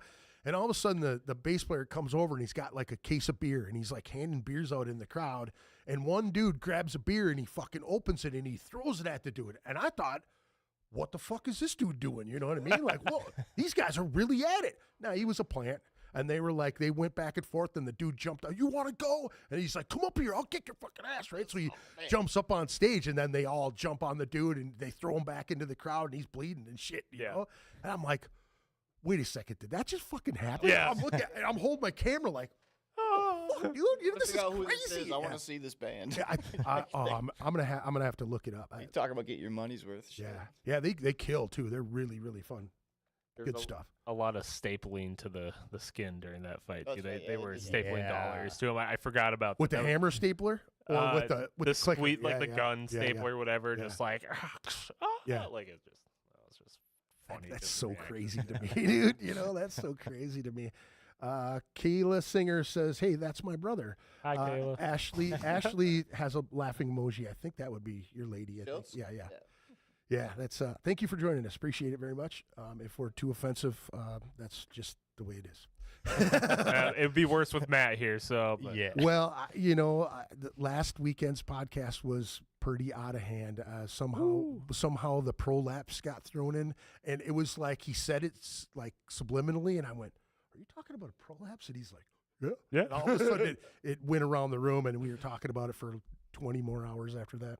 Like an anal prolapse? Yeah. Oh, shit. Yeah. Oh my God. He's like, dude, he's like, yeah, you got to stop and smell the roses, the pink roses. And I'm like, Oh, wait, what are you talking about, dude? got a really bad thing in my head. Well, like I'm seeing this, I'm like, Here's the don't know. funny thing is like the chat started getting into it and the chat's going off and I'm it's distracting because I'm trying to talk to the guys in the room and the chat's just buzzing and they're talking prolapse shit too and I'm going, oh, Oh, I'm in tears. I haven't laughed and cried that hard in years, dude. I was just like, somebody kept saying, who broke Greg? Like, oh my. it's like 4 days after I was still laughing at the whole podcast. It's ridiculous. Oh my It's the fun part of doing this shit too, because mostly the guys have their own inside jokes, and you're just part of those inside jokes. You know what I Yeah. mean? Like Cymoth was one of those bands that has a million inside jokes, and they're always making silly song titles and all that shit. Yeah. So are you guys working on new material right now? Yeah. Oh, you want to talk about it? I can talk if you want. I think we got like 3 in the bag. We're ready to get at least rough scratch tracks on and then Yeah. get in the studio and record them. Kind of up in the air of like, do we want to do a bunch of singles and then go with the full length, or do we want to jump on this EP wagon, do another EP, and Yeah. Then we're then a also full length? You know what I mean? Like, we're also trying to decide how we're gonna record this next one because our budget isn't quite as big as the first one. So Right. we're trying to figure out if we're gonna go back into a studio or maybe just try and record all of our own tracks, then send it off to get mastered. Mhm. Or we don't know what we're gonna do with that yet. Now you guys said you did use Adam Tucker Adam with, Tucker, with yeah. Yes. Signature. Adam was awesome. To be fair, like we got a great bang for our buck. Like, dude, if Yeah. I will hook up Adam, like he's awesome. Just signature Yeah. tones, like great. He got us two music videos, and I think we only released one of them, right? Yeah. Okay, and Yeah. we still got the other one. We're just kind of sitting on it right now, but yeah, 2 music videos, fully edited. I think we spent 3 or 4 days with him, full days, and Yeah. he We just spent 3 full days and we just went back to do gang vocals, and I think Greg had to finish like one song. something like Yeah. that. Yeah. Yeah. But that studio is just the environment that he creates in that studio. That's all I've heard from people who record.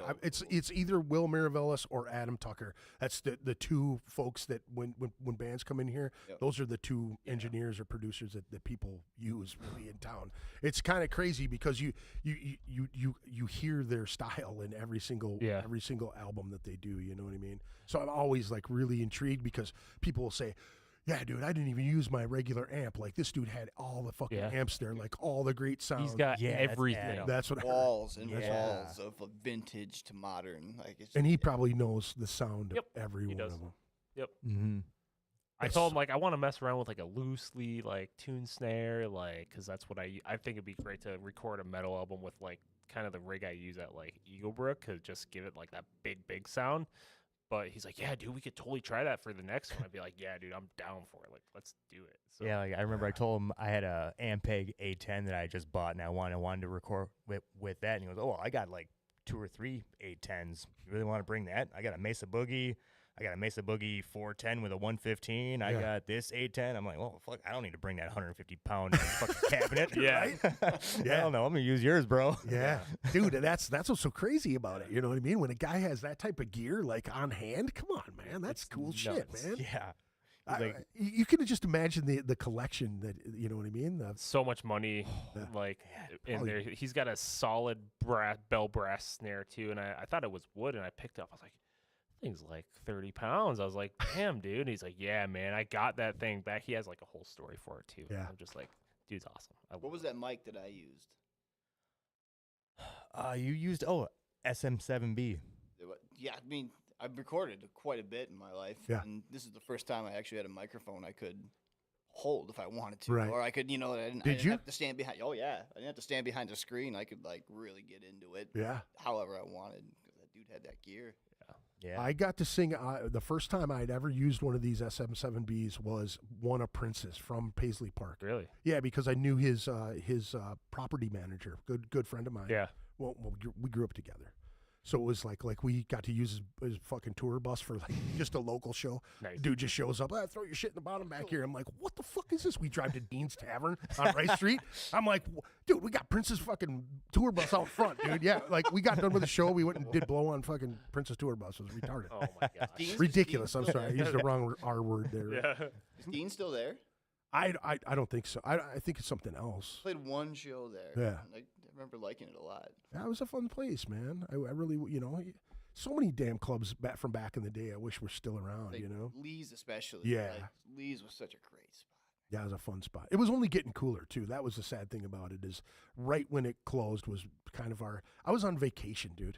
You know, I've been booking there for 3 years. You know what I mean? Everything was going great. Every show was fantastic. Everybody was so cool. I think we had maybe 2 fights in the 3 years that we were there. We had the police come. We had the fire department come multiple times because people's smoke machines just going buck wild gosh. and setting shit off. And dude, filing in fucking firemen. Hey, what's going on here? In the background, you know what I mean? And they're just going, okay, turn the smoke machines off, you know? Yeah. And that's when James was like, you could only run them for a little bit, like little burst. You couldn't do like smoke the room up, you know? We have smoke machines, but we always seem to forget the remote. Yeah, and geysers. Geysers, yeah, Yeah. and we just Fog geysers. Cool ones then, too. Yeah. yeah, we I think we used them once. they, Yeah, like, Yeah. talking about venues, past venues, I always tell people, like, especially ones that didn't get to experience, like the late 90s, early 2000s when Jack Gilbert was doing the fucking Quest and shit, like Yeah. how cool the Quest fucking was time fun, that was. man. Like, I don't every- think you can really personify that particular thing because it was really that whole scenario was like the perfect storm. Yeah. And Jack really, I mean, that was one of the best things about Jack is that he did not pigeonhole his music tastes at all, and he liked to spread it out between different styles of bands and played us with so many different bands and so many cool people, and it's made so many networking, so many connections with people that way. That was really a fun spot. The Quest in the Ascot room.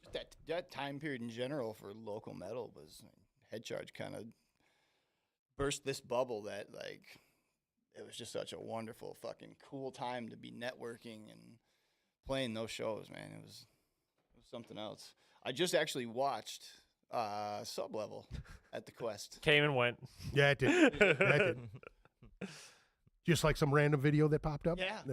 Like Yeah, my that- drummer Dan will pop those up every now and again. It'll be like 3-4 years, and one will pop up, and then people will go, "Oh, that was so much fucking fun!" And then Dude, you had the overalls and, like, yeah, Yeah. it was fucking badass. And we held a record in that room for a few years, and then Skywine came back from California, and they beat us by 2 fucking people, dude. No shit. Yeah, and we held the record. It was crazy because we held them all night. You know what I mean? Because we headlined the show, and we held them all night, man. It was like just under 700 people, and then they stayed all night. That's the thing. And then Skywine came in, This and was they local metal. Yeah, yeah. Like, every Friday night, Yeah. they played the Quest. It wasn't always 100%. It wasn't always just gangbusters people, Yeah. but it was like people would filter in and then they'd go to their parties. You know what I'm saying? They'd be like, "All right, we'll come here, see a couple bands," and then they dip. You know what I mean? Yeah. Yep. It was so, it was a whole, man, Greg, it was a whole different time back then. It man. really was, man. We played with Nuisance, and then there was like some after party that Matt went to, and it was, I kind of wish I would have stayed for that one, but apparently it was just wild. I don't know, like, were you a part of that at all or no? Nope, I went right home after that show. Yeah.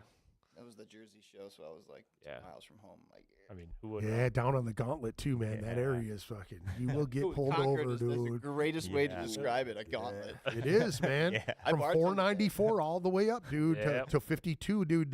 You will get pulled, man. Yep. If you were not, dude, we used to go to the King of Diamonds from 3 to 6 on the Yeah. weekdays. They have dollar beers, Yep. and we would Okay. go there and just get smashed, dude. You know what I'm saying? Yeah. And we'd be driving down there. And I lived off of Concord, right by Bugs Bar down there. Okay. So I was right on the bluff up there, man. And we would just just stupid Run the shit. gauntlet. Yeah, all the time. It was crazy. We got our buddy Keith. You remember Keith Brooks used to sing in Sound and Fury. Oh yeah, yeah. What's So that? Keith one night he's driving. We're leaving KOD and he's driving, dude. And he went through like 3 red lights, dude. You know, we're pounding beers. I mean, yeah. I think he was with us one night when we were shooting guns out the window too. Oh my gosh. I bartended at the boat Concord Lanes used to be Maddie's. Yeah. So I've been a bartender there for like 15 years, and I don't know how, but I've taken that drive home down Concord. I've been pulled over once. That's it, really. One time. I don't know how. I'm leaving the bar at midnight. Yeah. 11, prime time to get caught up. And yeah, I don't know how. I've just managed to. Bernard Rosengren. I hope I'm saying that right. My father-in-law. He says, "Who is the artist that inspired you the most?" Now, are you asking just the entire panel here, or are you asking just Spencer? Dude, it's Just kind of put you right on the spot there. I would say, I mean, just for me, if that's like a question, I would say probably the band Red took a lot of my drumming playing style from. His name is Joe Rickard, and then after that, I don't know. That's kind of like my baseline where I started out. Just kind of had some cool fills, I thought, and I would practice them and I play along to their songs. I was like, he's no longer drumming for the band, but like, yeah, like I said, I would listen to those albums 100 times over, like kill them for me. But oh man, dude, like I just thought best drumming ever. Sure. So How about you, fellas? And he said the entire band. Sorry, I'd say vocally, probably Chino Marino. pull into the mic a little bit more, would you? Vocally, probably Chino. Yeah. From back like early Chino Yeah. type of shit, and then drumming. Deftones. Yeah, for sure. Tim Alexander was probably my biggest influence as far as drum goes from Primus. nice. Herb. Hell yeah, dude's a great drummer, man. Oh, he's nobody like him. He's got such an individual feel. And same with Honest Abe from the Deftones, man. He's got that feel that you can cover a Deftones song, but you're not going to get the nuances of You know what they're doing. the guy Liberty. He used to play for Billy Joel. No. Okay, so he's the drummer for Billy Joel's like old stuff. I don't. You ever seen the documentary Hired Guns? No, but it's on my short list of things to watch. Watch it. It's Yeah. got him on it, and it talks about how he wrote all these great tunes with Billy Joel, and he'd been at Billy Joel's weddings and all the shit, and then Billy Joel just out of the blue fires him, right? So he's on a show called Drumeo, if you've ever watched that. Drumeo's awesome. Dude, it is the shit. Watch it. It's got this Liberty dude on it, right? And so what they do is they take these well-known drummers and they try to find a song that drummer's never heard. Okay. And yes. what they do is they play it without the drums and they let them play the whole song through it, okay? Now, when he talked about Abe and about his playing, he pointed something out that I never, ever really recognized. And he said he's a huge John Bonham fan, is what he said. And he explains why about his backbeat and the way he plays. I can't remember which tune he does, but it's a famous Deftones tune. But dude, you will fucking go whoa, because they're just ad-libbing on what they're hearing, and they go through it a couple times, or they take notes and they write it so they have it, and then they fucking go, all right, this is the third time. Do you want to record this one? They go, yeah, and then they play it, and then they go, how does it feel? Feels good. Do you want to take another take? No, it's good. You want to listen to what the original sounds like, and then they compare them both. It is fucking awesome, dude. Really I cool. saw one where I think Stuart Copeland played Slipknot or something like that. Did his own little take on some new metal band. I forgot what it was, but yeah, I can see where. Dude, they got I could get Chad caught up. Smith from the Chili Peppers Yeah. playing a 30 Seconds to Mars tune, and he plays it like, oh, I think he's in 3, and then plays the whole tune. Just from that, he goes, is that where he's at? Is that where he's at? And he plays it like he fucking wrote it. The crazy part. Not even kidding you. The dude says, Yeah. he goes, do you want to do it again? He went, no, I fucking killed that. No, Yeah. I'm good. He like great. even played the tom parts where the guy played the tom parts. I was like, that's it's one thing to like play to the song and just like write your own thing, but to get like that same Right. kind of feel and like Or even just instinct. the transition from Yeah. verses into chorus into bridges and whatnot, like catching where those are supposed to be. I can imagine that's Yeah. There's a couple like old funksters that come on there and they play some newer music, and it is, dude, fucking pretty amazing. The chick from Mars Volta, you see the ones with her in it? So she's like really nerdy with the glasses, like poofy kind of hair. I've seen so She many. I throws down, probably dude. Oh my god. one drummer I've been absolutely just loving is the drummer from Sleep Token. His name is Two, right? And he's just All right. he's out of this world. All right. It came up on the It did. podcast for the Sleep 300th time. Yep. How do you guys feel about Sleep Token? We got to get it out now. I love them. I first discovered them back in 2021 when they came out with their This Place Will Become Your Tomb album, the one album before they got big. The big one. Yeah, I'm not claiming I knew them before they were famous. That was Yeah, you did. I did. Trust me. No, it was The Love You Want. And that is still one of my favorite songs to just drum to or just listen to, just because there's a little bit of jazz in there, there's a little bit of metal in there, a little so rock much stuff in there. dude. And I'm just this drummer is just he's insane. He's just musically. Have you tapped into him yet, Greg? Kinda. There's been a couple tracks where I've been like, oh yeah, I mean, I could probably listen to this again. I've never got to the point where I'm like, I got to go listen to their Bro, whole album now. You know dude, what I mean? Like, I just. All I gotta say, man, is do just throw it on in the background. Don't even focus on it, because you this is how it hit me. One dude says, "Oh, you gotta check it out." My wife tries to push it on me all the time, and I fucking hate when people do that, because they bring the value of it way here. Yeah. And then when you go into it, if you're listening to something that you really loved before, I mean, there's such a wide fucking array of things that can happen before you can really accept the album. What my friend said, he goes, just put it on, let it play, and when something catches your ear, focus in on it, and it'll take you somewhere. Yep. So I'm driving, and I put it on, and all of a sudden it was just like a chug, chug, chug, chug, chug. I'm going, okay, this is pretty cool. And then after a while, I'm like, okay, this is already played out already. And then I'm driving, and then they come in with this melodic shit, and I was just like, whoa, holy Probably the summoning that goes into that really cool instrumental thing. It's Dude, like, oh yeah. on the end of it, Yes. what you're talking about, where it's Yeah. like really fucking kind of jazzy, funky shit. Yeah. Dude, that's where I was like, if you like hip hop, it'll catch you, because that's where I'm saying, like, if you're not focused on it, it will catch you, and you'll go, whoa, Well, that's I have cool. gone down a rabbit hole a couple nights where just watching their drummer do playthroughs, because like I'm with you, like watching that, just watching that dude, his feel on the drums in general is pretty remarkable. I like it a lot. But yeah, maybe I should get down a whole, just do what you said, Right. Put it on Just the background, let it rip, dude. You know put what I on my mean? Like, headphones at work or something, and just kind of get a better feel for it. yeah. Start with the third album. I wouldn't even bother with the first two, but start with the third and then go backwards. That's a good fucking. That's a good suggestion. I like that when people do that. Dude, if I find an album, like there's a specific Robin Trower album, Bridge of Sighs. There's like quintessential old school rock guitar, rock and roll shit, right? I went back and found the album, like I made sure it was the same lineup, and I listened to the album before and the album after that particular album that I loved. All three of them are fucking fantastic. Yeah. Same lineup. They have that fucking bluesy like rock. It's so good. Yeah.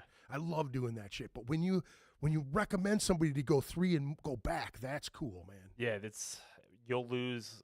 You won't get into them if you listen to their first singles. It's just I have a hard time, because when I do discover a new band, my tendency is to start at the beginning. Yeah. Listen to the evolution. Yeah. Me too. What Me they too. became. Yeah. You know what I start mean? backwards. Hip hop. I do that a lot with hip hop. Oh yeah. When it comes to genre. All right, so we got a couple people here that said, let me see here. Someone, Ashley says, Red is a great band. I forget, are they Christian rock, Christian band? Yeah, they are. right? Technically, yeah, Christian rock. And then let me see here. Jade Rosengren says, one band you guys wish you could tour with. Hi, babe. Great question. Thank you for asking the question. I love when people do this. They interact and they actually, want to ask questions. I dig it, because in the middle of the conversation, you're not thinking about all these questions. No, Yeah. no. I don't like to write things down either. I just like to let it rip. Just You know, Let it rip. have fun, man. Yeah, That's exactly. what it's all about.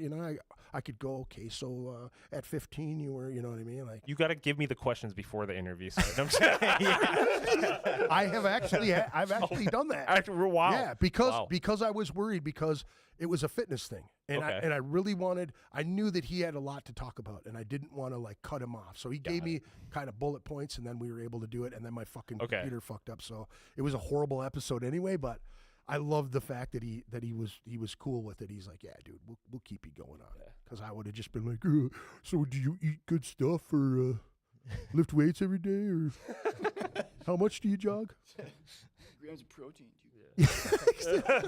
What's your body fat at right now? So that was the question, fellas. What is one band you would like to tour with? Start with you, Jamie, because you didn't answer the last question.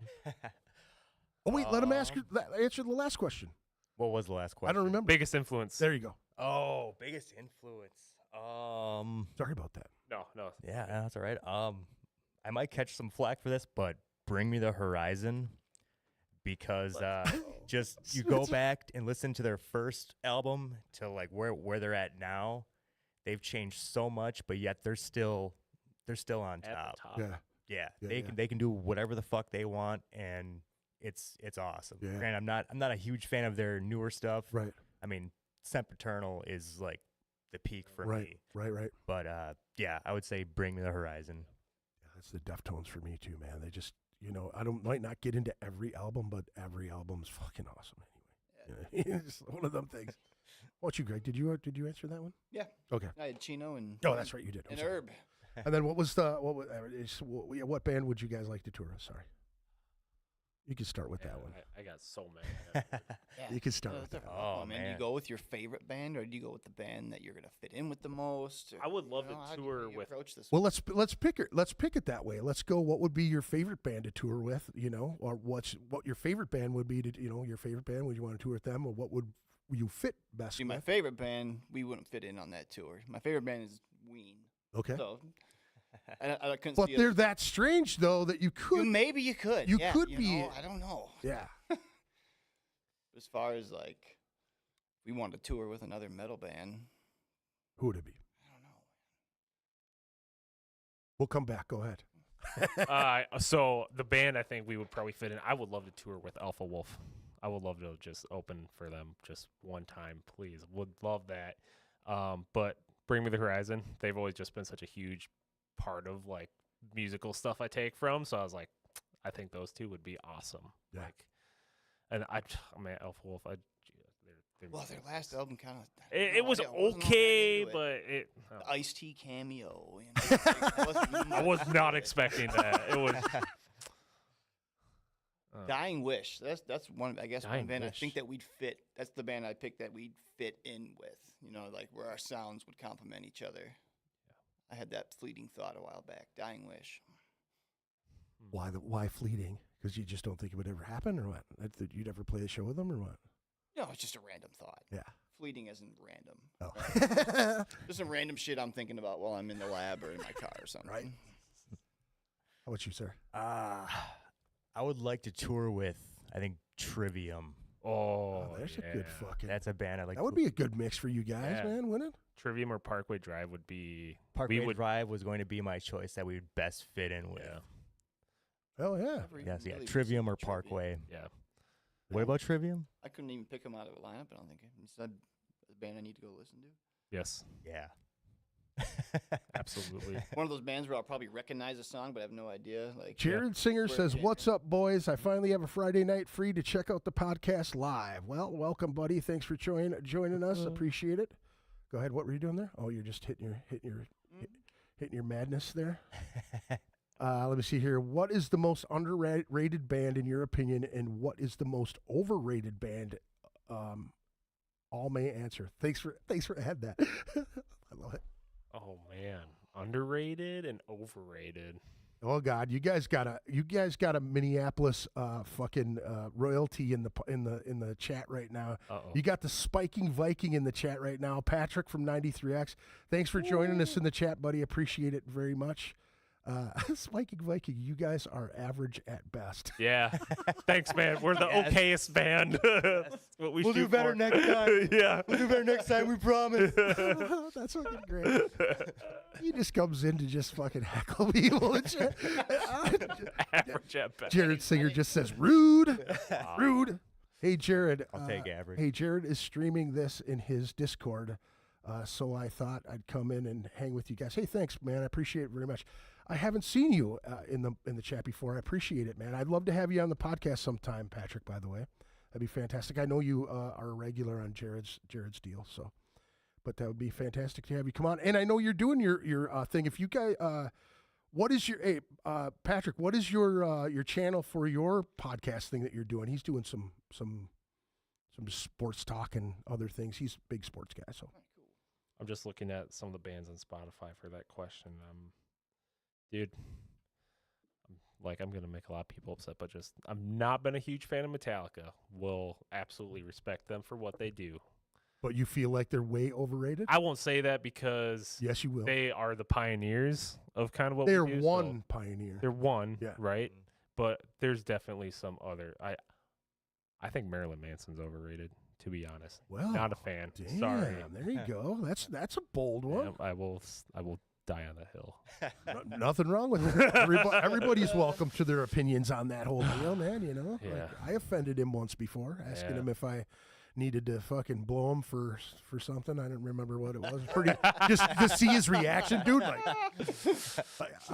it was pretty funny. I mean, if we're talking just metal artists, man, but there's just artists in general. Like, I don't know. Like, I think I'm looking through like Throne. I think is definitely underrated right now.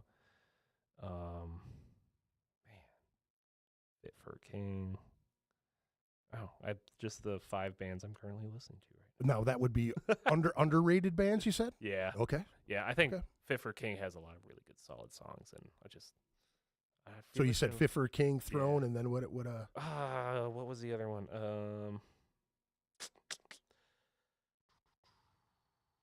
Oh, maybe that was it. I don't know. Oh, know what? You might agree with this. Make Them Suffer.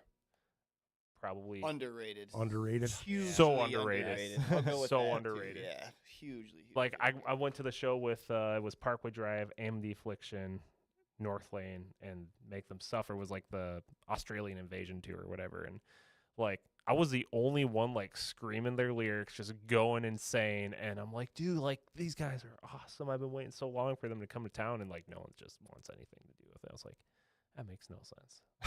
Makes no sense. Like, So you it's so the you point. put Metallica in the over,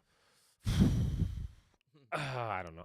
but you gave them respect. So I respect. just- I will respect them 100%. Yeah. I don't gravitate towards their music like yeah. I do other stuff. Sure. So like, yeah. but like totally respect everything they do. It's Yeah. awesome. The, I think the, they're the awesome. watermarks. Yeah, I think they're awesome guys. They look like they're having a blast, and probably the James Hetfield, probably one of the craziest guitarists. Just straight up, like, was he like down picking everything or something like Yeah. that? Like, I can't Yeah. even like, Yeah.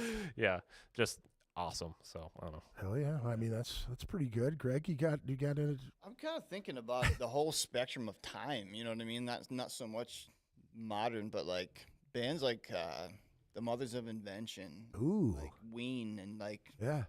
those kind of more experimental bands. I think are all very, Underrated? very underrated. Yeah. yeah, like dude. I know a They're- lot of people that would agree with you too because of that, because of their styles and because they touch on so much different stuff. They can do anything. Yeah. You- doesn't matter. Absolutely You want- talent. Yeah. Complete talent all the way across for sure. Over- Underrated. They're underrated bands. Overrated. Oh, you can come up with a couple. I know you Dude, Most there's of a the top ton. 40 chart, probably. can. So basically, a lot of radio shit that you hear. Oh, I mean, Yeah, I don't understand. I don't understand quite like some of the stuff my kids listen to and stuff. I'm like what? What do they got? All right. What are they listening to? What are you Actually- trying to actually, break my them daughter, My daughter, I'm kind of liking the shape of her Where she's taste. going? Yeah. She's pretty open to everything. So got an Arctic Monkey shirt a couple months ago. You know what I mean? And my wife's pretty encouraging to her, and always showing her new stuff. I'm always showing her new stuff, trying to get her into. So is she the type of person? Now, let me ask you this: in your guys' perspective homes, like, are you pretty? Now, do you wake up? Do you listen to tunes? Like, say it's a Saturday afternoon, or you're doing some cleaning or fucking cooking or whatever. Is there music on in the house? Do you guys? yeah. Okay. Oh, Okay. Yeah. My wife more in her headphones, but I'm usually blasting it out of the kitchen. Sure. And we don't. It's the one thing I don't really censor too much from the kids. I don't think she does either.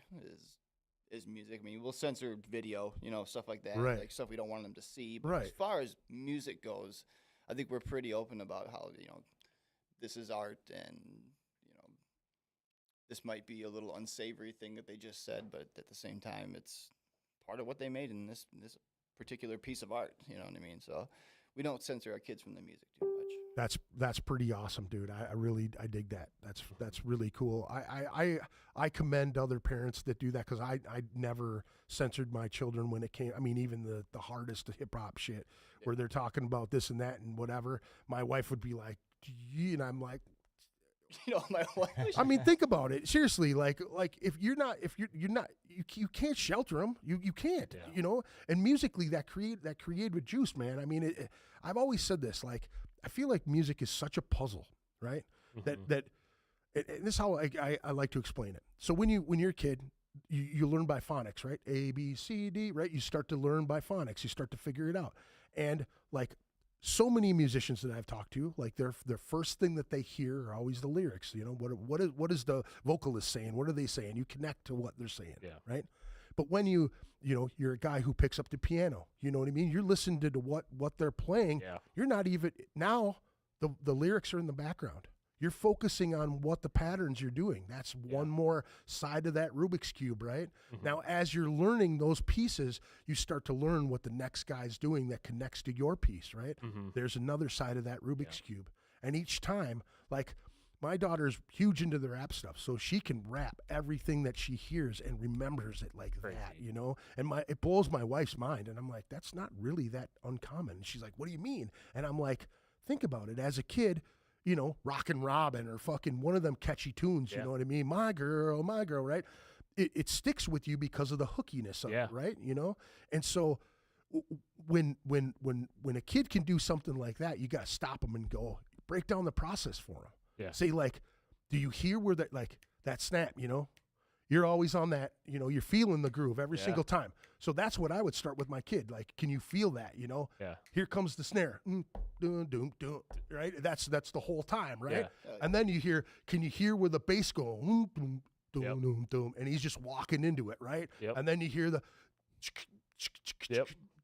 you know what I mean? Or the Yeah. you know what I mean? Yeah. Mixing those layers. Yeah. Like, I started pointing those layers out, and all of a sudden my kid's going, like, holy shit. What? Where did these come Yeah, from? yeah. And what's funny is when she does air drums and she misses it, and I go, "You're wrong."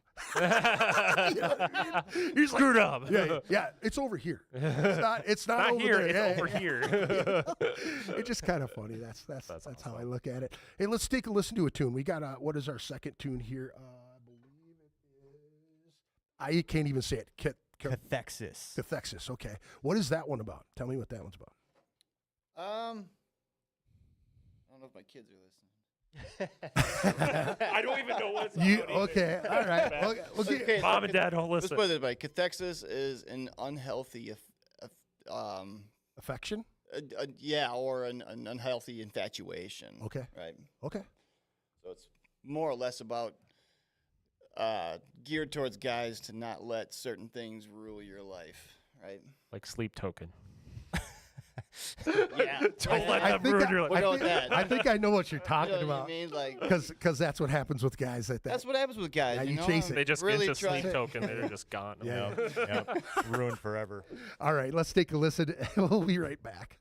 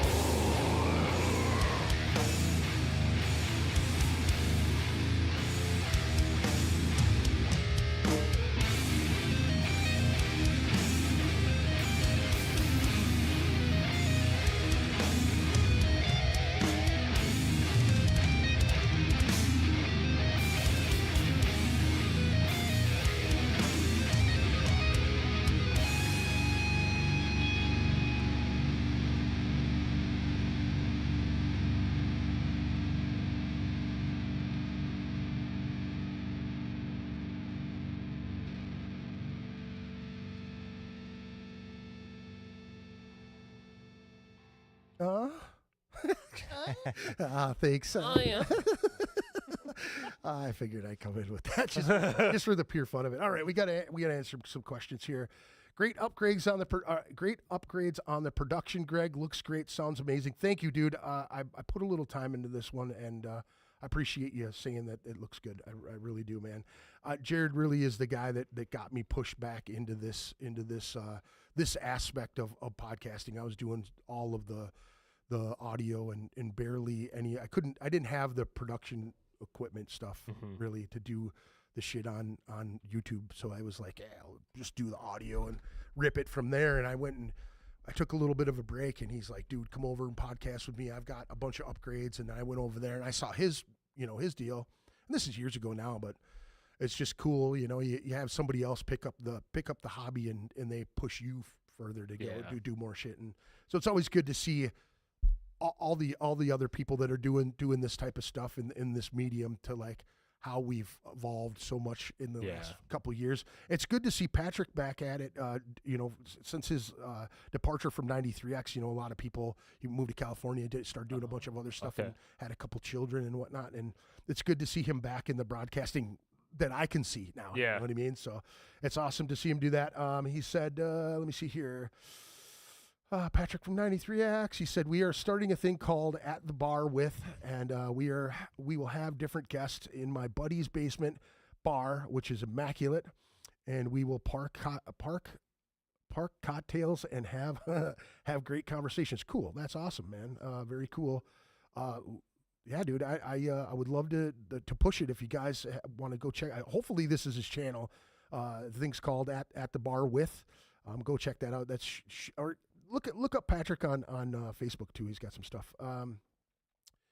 Another thing. Let me see here. I want to know what you guys think about the band Wardruna. Wardruna. You guys ever heard of them guys? No. I have not either. I'm gonna have to check that out, Patrick. That's definitely, that was a stumper, dude. You hit the whole table here, man. Sorry. Nobody said that. Underrated, I'd say an underground band from Chicago called Mr. Fizzle. Oh. Fizzle, Phyllzz. I don't know. Let me see here. Greg just said something right before we came back on, Ashley, that he was talking. We were talking about how I was saying how cool I thought it was that you guys have music in the air at your place all the time, and he was saying that was something that you guys really connected on, and when you were getting together was the love of music and passing that on to your children. Dude, at shows, if they're all ages shows and I see parents that are there, I have stopped them parents before and said thank you very much for bringing kids, because I think it's so cool. Dude, think about all of the times of our bands and playing our instruments as kids that our parents endured that shit, you know what I'm saying? Or our friends' parents that allowed us to come and practice at their place and shit. Oh my God, and they would just leave for a few hours and be like, come back. And, they'd be like, what is that noise you guys are doing? I played drums for 4 or 5 hours a day in my parents' basement, and they put up with it. I was like, now looking back to it, I was like, I can't believe you guys actually did that. Like, that just makes me so grateful. And like, dude, I tell that to other parents because that is like the coolest thing, because this lifestyle, I mean, you don't make a lot of money playing this music, it's like one of those things that if you're a lifer, you're a lifer with this music, you know what I'm saying? It's like the outlet, the biggest, best outlet you could ever imagine. It's like, it's almost better than fighting. I mean, I guess it is, because you don't get punched in the you get that, you get that feeling though, dude. There's nothing. I remember I was going through a slump last year, like with my depression, anxiety, and like whenever we played at the Biggs Bar in South Dakota, and I remember telling Sean after the show, I was like, damn, there's no feeling like being on that stage. Like, that makes it all worth it. Like, and I just remember too, like, it just brought me out of my funk for just a little bit. It was just enough to break me out of that headspace for a little bit. I was just so happy. And wasn't the Taco Bell we had? Yeah. no, I think that was Wendy's that time. Rest in peace, Sean. Love you. Yeah. But Rest in peace. rest in peace. You're not dead. You're out there somewhere. He lives on. And What are we talking about? What is that? we Sean. he was our second guitar player. Okay. he left the band. He didn't have any quarrels with anyone. It was just he's like, the shows, dedicating the whole weekend and traveling is just it's putting a lot on my mental health and kind of like my home life. And like, yeah, dude, like it's a lot of fucking work. Like you got to be dedicated to it and be willing to put in the time. And he's like, yeah. He's like, it's just not for me. He's like, I love doing it. I've enjoyed every second of it. Yeah. Great experience recording an album. Yeah. And he's like, but he's like, I just I gotta leave. And It's not for everybody, not man. for everyone. That's that's Yeah, I mean, Sean, he was what, 21 when he joined, he's a young guy. and this was his first active band. Oh. So he had never played in front of a group of people. He had never hopped in a bus with 5 other dudes and Yeah. drove 6 hours to play a Yeah. show. yeah. He just I remember when we were at the White Rock. Yeah. And me and Sean, we were talking, and he was like, dude, I think I might get sick. And I'm like, what, are you not feeling good today? And he goes, no, dude, this happens Nerves? before every show. Yeah. I Mhm. just don't talk about it. And I'm like, fuck, man, I'm sorry. Yeah. Like, that sucks. I mean, I kind of know how you feel because I felt like that when I was younger, but I eventually got over Yeah, it. you work through it. Yeah. But for him, it just got to be too much. And he didn't like I said, he didn't like traveling. Yeah. I mean, it's not too fun to spend a weekend sitting on a bus driving 4 or 5 hours. Yeah. So sometimes. Well, I guess it all really depends on the crew of guys that you're with too. You know what I mean? Guess we're not good enough for you, Sean. But no, Yeah, but you yeah, know how I know it what- is. Like yeah. sometimes you don't connect 100% with Yeah. people, and maybe, and I've seen a lot of fucking 35 years in the music scene. You know what I mean? I've Yeah. seen a lot of great musicians like just fall to the wayside. Just like Yep. they worked all this time to get so incredible at their their instrument or their Yeah. perspective thing, and they just say, it's not for me, or they find religion. I've seen a lot of people Mhm. do that, and which really sad, because if you look at it, man, you were given a gift. Yeah. Why not show it Mhm. to everyone? You Yep. know what I mean? Like that's one thing I never really understood. Especially, I've encountered 2 cats that I've played with. It's understandable with the Yeah. drugs and the alcohol and the bad shit that happens. The fast women, the craziness, Yeah. especially if you're touring. Yeah. That stuff happens, and it happens. Oh, yeah. You know what I mean? It can mess you up. It can really mess you up, Mhm. and you can get strung out. You can be out there for years and get real messed up. Easy to and get caught up in it. it really is, because, dude.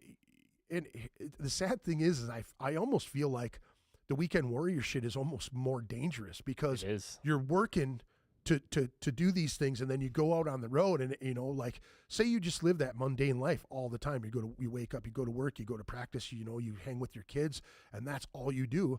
When you're let off the chain for that weekend, man, sometimes Yeah. and it's sad. Dude, I it's almost broke some of my bands up. One Yeah. guy gets so wasted and acts a complete fool, or says some shit to somebody outside town, and then it gets back to your town, and now you're the pariah because Yeah. somebody said something stupid. You know what I mean? And Yeah. and it's really unfortunate, but it's part of the process. Like, that's how you weed people out like that, and it sucks, especially when you write great material with someone. Like, there's several people that I've jammed with that we've created a bunch of stuff, and they've walked down the road, and what do? You've written 4 or 5 songs with this person, and then they're like, don't use my stuff, and it's like, dude, it's already down. It was. You can't do anything about that. When we did that with Yeah. Adam, when he left the band back in 2023 and he joined 2022. 2022, yeah, we had some awesome stuff with Adam, dude. Yep. Like it was just as good as the stuff we're writing now, just heavy. And it was like half of our material. it was legit half of our material. Set us back a little bit, but like he told us like, hey, respect. He's like, I would like to keep our songs. Like that's cool, but it was.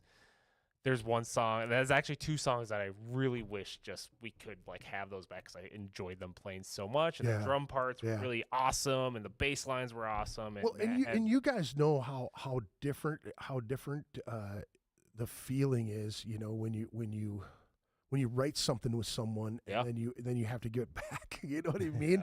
Yeah. It's very difficult, and then you go back and you want to use those other parts that are prospectively everyone else's, right? Yeah. And then you're like, what are we going to do with these pieces that are gone now? And then that song that you really love has Yeah. just changed into something that sometimes it's good, sometimes it's bad, and you're just like, a lot of those ideas get thrown to the wayside or put back in the shelf for a little while longer, and Yep.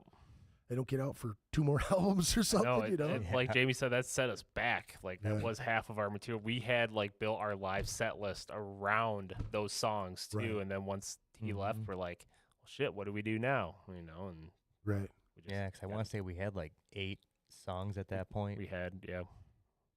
Yeah, and then half of them were just Yeah. gone. That's a tough fucking deal there, man. It's hard to write stuff, say like, all right, we need a song, let's write one right now. That doesn't ever work for us. It's always, hey, we're going through the set. Me and Matt will kind of fuck around a little bit, and then we'll be like, Greg's like, where'd that come from? And we're like, I don't know. We just start playing. It's like the best thing we've ever written. And like, but when we try to sit down and write something, it's like, Never comes. Don't I happen. don't It know, never man. comes, What do you right? want from me? Like, Yep. I was talking to the bass player for White Crosses, ex-old Black Flood guys, and Mike was telling me about kind of the those sparks and being out of it for Yeah. a little while. Like even the conversation got me stoked about it because it's like, you get in there to write that thing and say you get into that cycle of, hey dude, we got a show in 4 weeks. Yeah. Let's play the set. And then I got to go do this or whatever. I can't practice longer. I can't stay. And so you're like, okay, Saturday we're going to get together for 4 hours and we got to write some new material because we got this shit coming up and we want to work for this next album. And you get in there and those 4 hours go by like that. yeah. And then you're there for practice, you're jamming, and it's like pre-practice or post-practice, Yep. and everybody's kind of fiddling and getting their shit put away, and somebody hits an idea, and you just see a head go. Yeah. And are you like me? Is like if you come up now, you play instruments, so you can probably articulate them in a different way than me, where I don't play instruments per se, but I can fucking beatbox all of the shit. You know what I mean? Right. And we all have our, explaining the musician's language is so Yeah. funny to people You that get it. yeah, You get it. you know, Yeah, you've been around it. Yeah. you know what I mean? You can speak better Chunk, drunk. chunk, chunk, Yeah. chunk, chunk, chunk, yeah. But when you're a vocalist that can say, hey man, I feel this right here, like especially that bridge to the chorus part where you want to really, maybe it's a callback situation where you're like, I want to do this here, and the fucking drums beat it, and we're both chanting, and then the crowd's chanting back to us. Yeah. It's so hard to just sit down and go, okay, I want to do that. If it's not that feel of it to build it, you know what I mean? Like when someone comes up with a riff and you're like, okay, loop it, let me get the drum beat. Yeah. And you're going, and all of a sudden, before they even switch, you know right where the fuck they're going with it. I You know what I mean? Yeah. That's That's you know how many times that's happened with us. Yeah. Like, it's- Yep. It's Yep. so crazy, ain't It's- it, dude? crazy how we all speak a foreign language and then we all come together and just like, hey, we made something really cool. Like in half the times like 5-10 minutes we can write a whole like nice little banger, and it's like, great, did you Yeah. get that on video? It's like, nope. Dude, one Let's day, do it again. One day Nope. it will take 12 hours to do it, and I then know. another day you got 4 songs down like that. It's just so crazy how that works, man. There was a time when me and Matt, we did say like, hey, Matt, you're going to come over, stay the night. This was when we were recovering from Adam leaving, and we're like, we got to write one more song. Let's just get one more song. And that's when he came up with the Remember Me idea. And we're like, Yep. this is our favorite song ever, which happens every new song we've written. But like, Yeah. that was one where we kind of forced it, but was kind of natural at the same time. But like, our goal was to write a new song. And that's, I mean, Exceptions too, like yeah. when like destination plan recording. You know what I mean? Like let's rent a cabin somewhere in the Wisconsin Northwoods and just post up there for the weekend. I think a lot of cool stuff can come out of situations like that, Yeah. rather than like, hey, let's go to Matt's basement and try to write a song. For some reason, Sometime- you can take There's that, going to be a lot of fiddling around before you get really down to it. create that environment where Yeah. it's new, refreshing, something that that could really, for me anyway, gets the creative juices flowing. And Yeah. Have you guys now? This is something kind of a crazy question too. I got to get back to this one here. It says, "How do you guys keep that in check with writing and compromise with all the ideas being heard?" That's a good one. We all kind of, Live in a yellow submarine. yeah. Okay. No, we kind of listen. If 2 people have different ideas, we'll try them both out. We'll see, and then we'll see which one feels more natural or which one Yeah. sounds better, and then Yeah.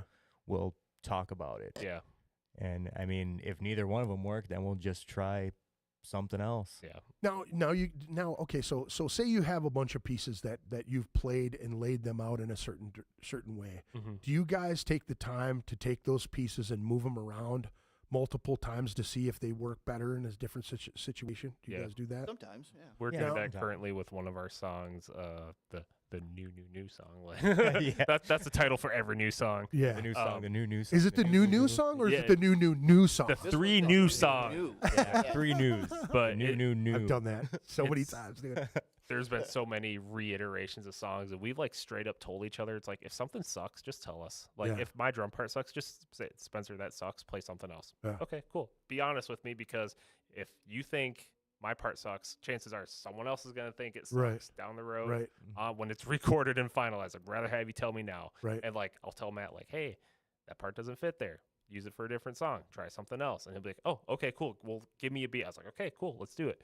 So, or I'll mouth like a guitar part. Try like, wow, wow, or I don't I know. was gonna say, like, even if something isn't, I've noticed when we write, like, if something isn't sitting right with me, like, let's say, like, I might not speak up about it, but what tends to happen is, whoever's playing the sucky part, the other two will do something that all of a sudden makes that part not suck anymore. You Yeah. know what I mean? Like just seen- adds just a little bit more Yeah, spice it to it or something. Some kind of flavor to it, or Yeah. some kind of I don't know the word I'm looking for is, but yeah, they'll kind of back each other up. Where Yeah. like all of a sudden that part is cool now. Yeah, it adds. I love that part. I Yeah. love that Yeah. when that happens because it really does speak volumes of how well you work together and how well you know the person that you're relying on in the room. You know what Yeah. I'm saying? Like it may that lackluster feel at times. You know what I'm saying? And somebody will come in and like just tweak it a little bit and fucking off to the races. Yeah. You know? Oh, that's the fun part about that, man. When it And- really hits. Yeah, me and Matt, we've been writing with each other since 2019 because we were with Endless Rain. Yeah. Dan Beto left, and we're like, well, we can try to write songs. And then he's like, yeah, I can do it. I was like, we wrote our first song. We were so pumped about it. Right. Like, I hated the dude at the time. Didn't want anything to do with Matt. Yeah. Despised his guts. Still had great chemistry, and we continued to write these songs. Eventually, we got over our differences. But, Yeah. like, we continue, like, there's something that me and him have that we're communicating telepathically, like, oh, you're Sure. going into this part, okay, cool. And like, sometimes even the full band, like, we'll all like we'll go into this one part. It's like, how did everyone know to go into this same thing? It's like this Yeah. weird breakdown pattern, and even Jamie's got it down, and Greg's got his. It's like, Yeah, like I feel like I can tell when Spencer's gonna switch up the tempo, Yeah. whether it's go faster or Yeah. slower Yeah. or go into like just a heavy breakdown. yeah. Yeah. I can just kind of like look at him and be like, Yeah. okay, yep, 3, 2, Well, 1. All right, Here here it we go. comes. Yeah. There's this weird chemistry that all of us get on. It's just, It's almost a necessary chemistry. yeah. It's Well, it's to weird. make it work, absolutely, dude. Like that is a thing that a lot of younger bands will not even have a fucking clue about. You know what I mean?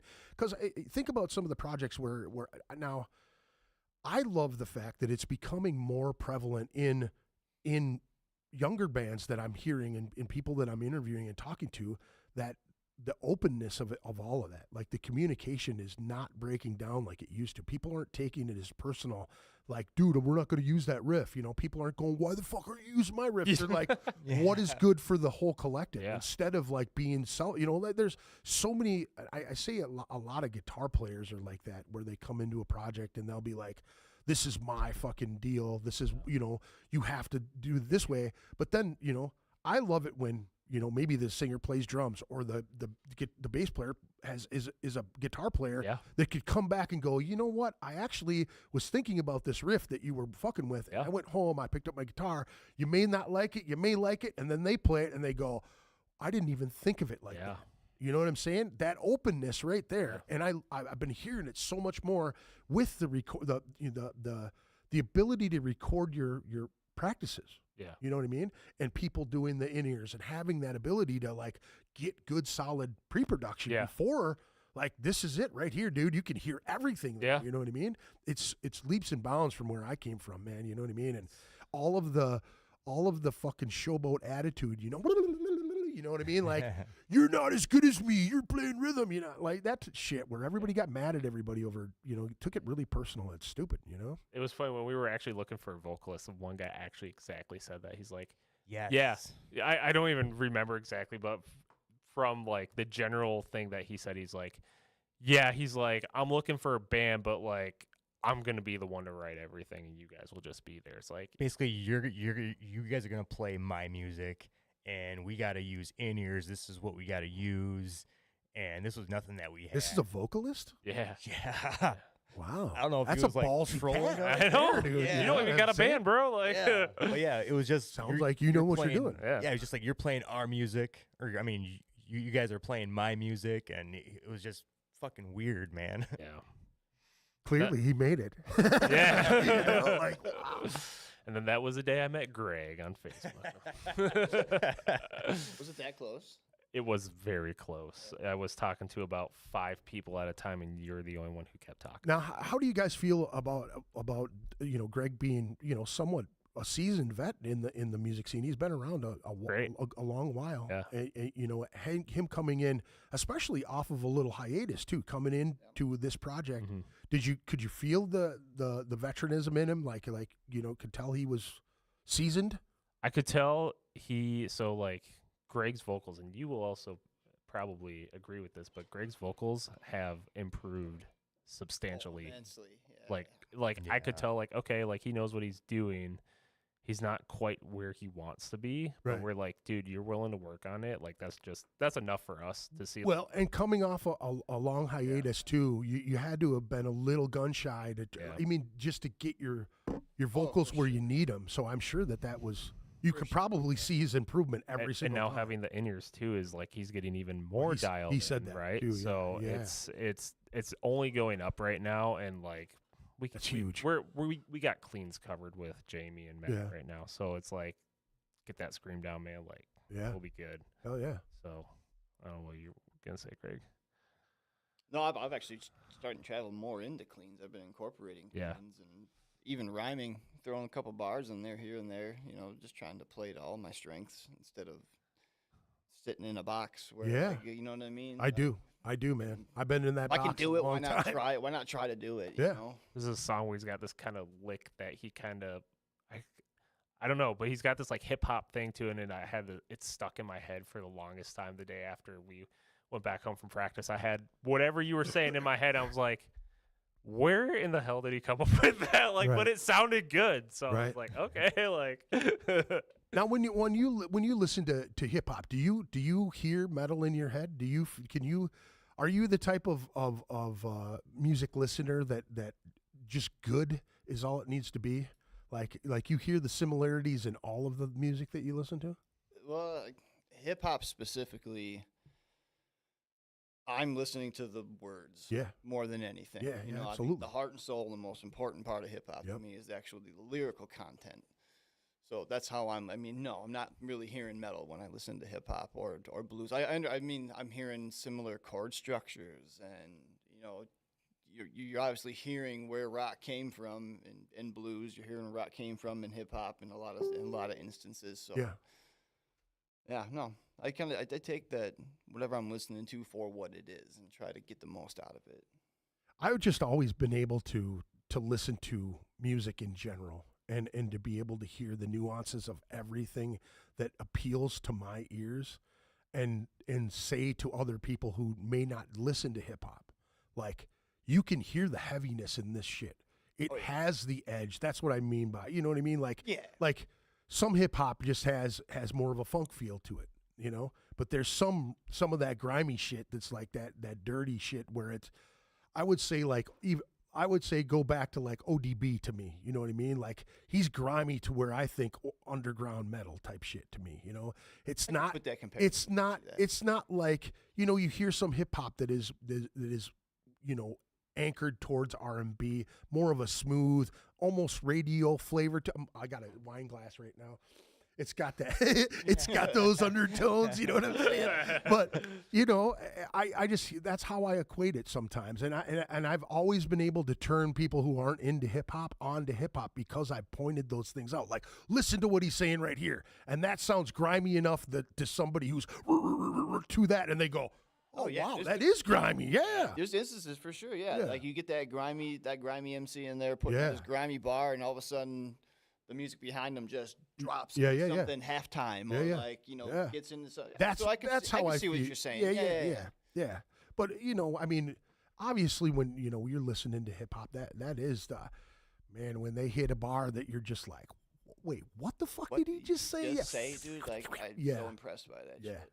Like Yeah. that Ice-T cameo, dude. Like that was insane. No, I'm just kidding. Dude, he used to be pretty dope back in the day. He dude. was Home Invasion, and yeah, dude. Like Ice-T had some bangers, man. I liked him. I dug him back in the day when I was a fucking kid. That was one of the Holy albums my shit. mom threw the tape against the wall when she found it. My mom didn't like. She's total opposite of what I am for my kids. You know. Yeah. Fuck. It's all right. It's just music. I'd be in my room fucking rapping Ice-T, thinking nobody can hear me. And Yeah. she'd come in, like throw my radio or like destroy my CD or my tape. Oh, my like the gosh. Ghetto Boys. She Man. hated the Ghetto. Oh god, I love Ghetto Boys. Oh. Favorite shit I'll ever, still listen dude. to the Ghetto Boys to this dude, day. Scarface is a shit, oh, dude. He was so man. badass. That dude's awesome. He's still badass. Isn't he like running for office or something in Texas or some shit, The dude? last thing I seen of him, he did a Tiny Desk concert, one of those Tiny Desk concerts, Yeah. and it was amazing. Dude, It was Dochi like- did one of them. That's a badass fucking. That's a dope. I love that little tiny. Yeah, they desk dig thing. him. Yeah, Erica Badu's was fucking fire, dude. So good. I love her. I've seen her live once, and yeah, I seen her with dude. definitely made an impression. I seen her 3 times, and one time, so my brother came to the house one time, and he was playing this fucking shit like African New Age shit. God, what the hell? Zap Mama was her name, and Zap Mama was playing like synthesizer and keyboard for Erica Badu, and they came out, dude, and they went like dueling synthesizers and making beats, like singing with it, dude. I was just like, That's amazing.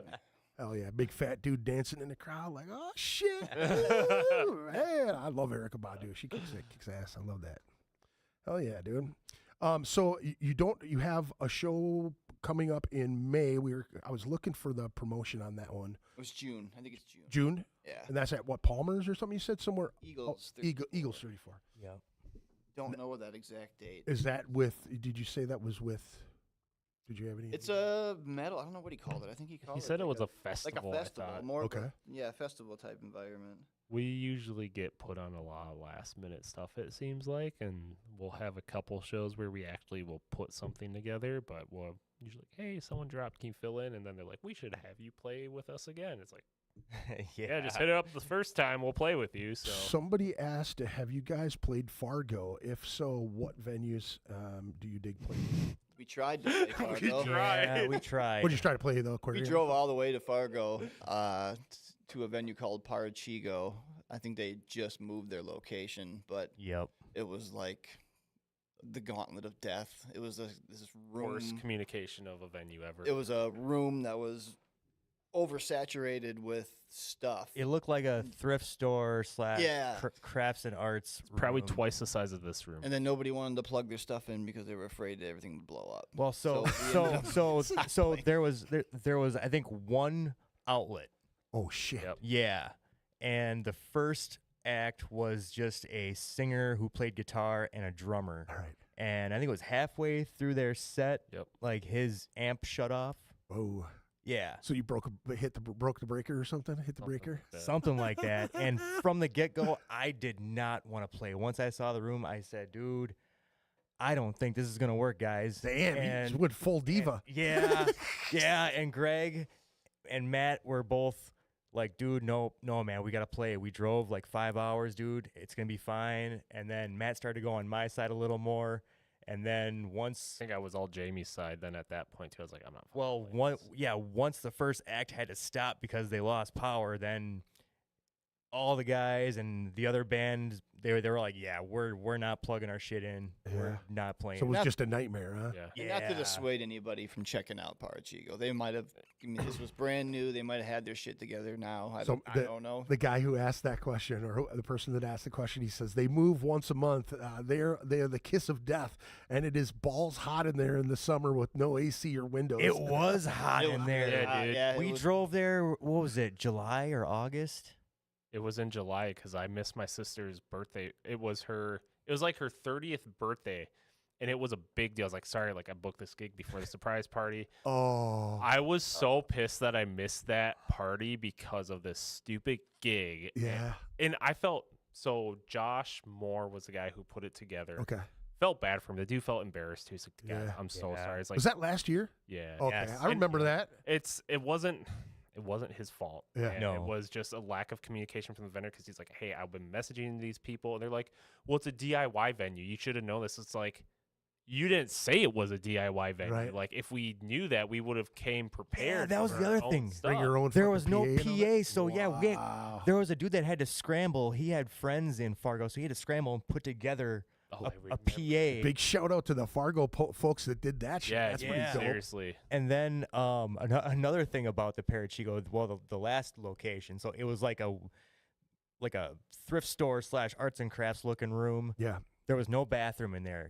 You had to go out of the room. You had to go and get a key from the front desk, and then go to this single stall bathroom down the hall. Jamie, what was the key attached to? Oh God, what was it attached to? Yeah, now you got my wheels turning.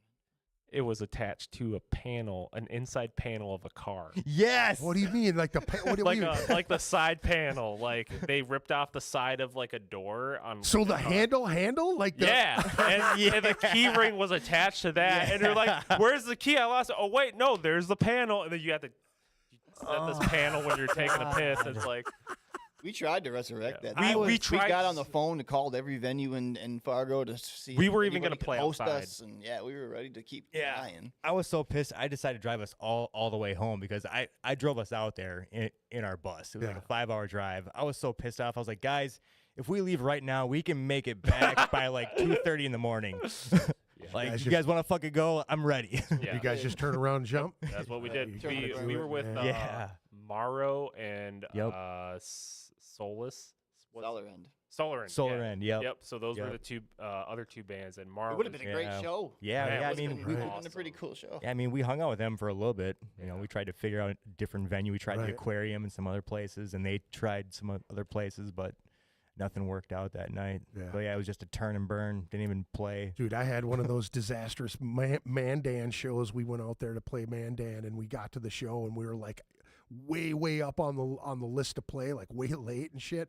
And the dude was like, "Yeah, man, we can't. We're gonna shut it down after this next band." And I think there was like 2 bands, and we're all standing there. We got our gear in Yeah. the fucking place already, and we're going, "What the fuck?"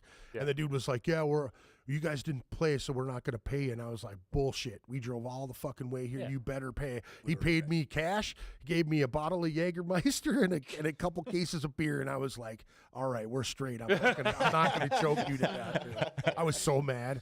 Like, this is imagine. bullshit, man. Yeah. Walking around the venue too, and like, you know, you're talking to other bands. You're trying to fucking Yeah. connect with people. Network. And I'm Net- like, "Yeah, network. we're fucking from Minneapolis. We're death metal. We're do Yeah. this, that." And a bunch of punk bands and shit. They're like, "Yeah, we'd love to come to Minneapolis." And it was like, "What time you guys play?"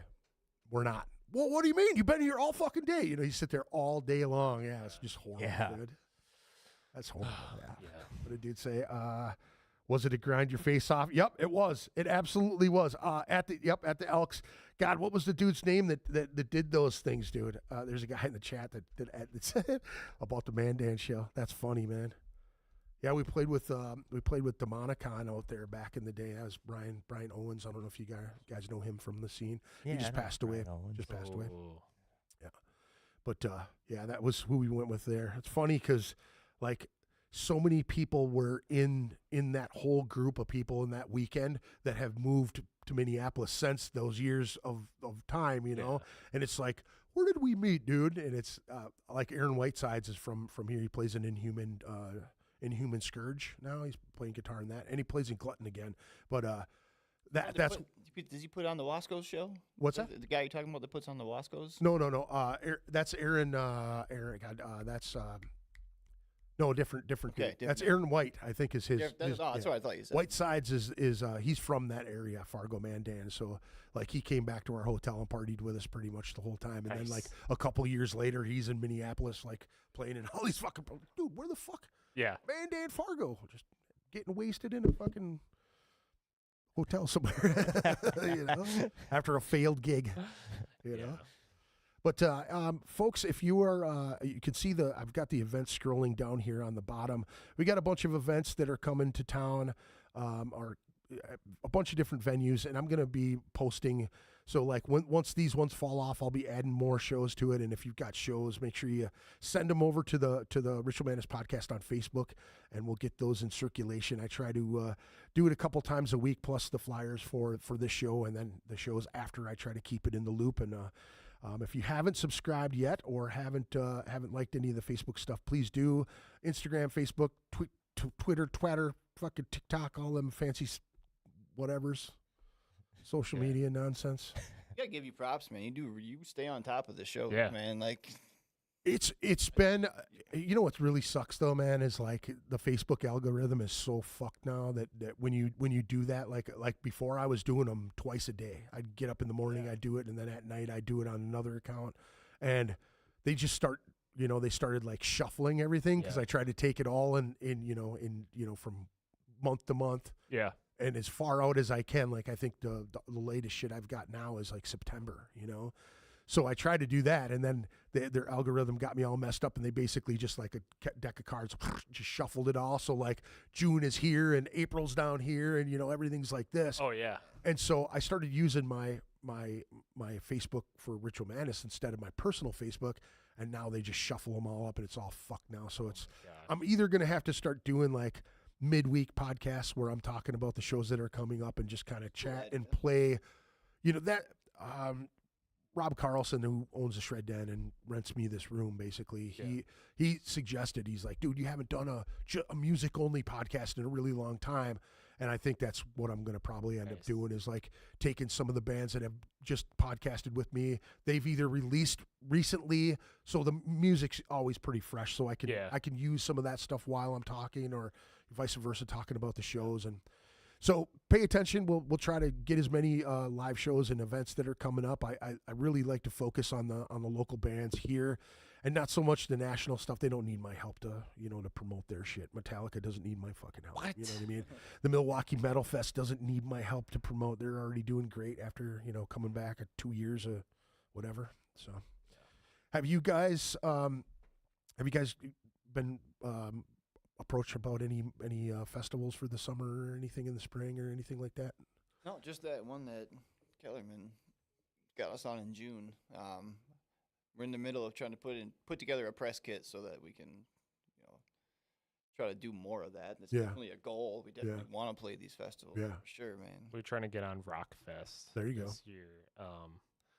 Reached out to the guy again. I think I was too late because I reached out to him like right after my wedding, and it was just such a chaotic time for me, and I Just dropped it, yeah. completely dropped. Well, the ball on it happens, dude. When you got so much stuff going on, man, it just happens. What are you gonna do? I would say, get your name in the fucking ring for next year, though. You know what I mean? Like, keep bugging them and stay on your game. And I know you guys were talking about working on your merch stuff and getting that ball rolling. And that is really, in these day and ages, man, that's the way to do it. You're going to make your money doing that, especially if you have cool shit that people, and it doesn't always have to be black, dude. That your album cover, that alone with that color scheme is such a different thing than all of the other, you know what I mean? Yeah. I think that's what you guys were obviously going for. We're going for that. different, Yeah, man. We went like some of the new stuff. Tie-dye, better bro. Yeah. This was Jersey. actually from a website that they suggest me on Facebook, and I was like, I've always wanted to get like a jersey kind of feel T-shirt. Yeah. Saw these guys, I was like, man, it better be sublimated.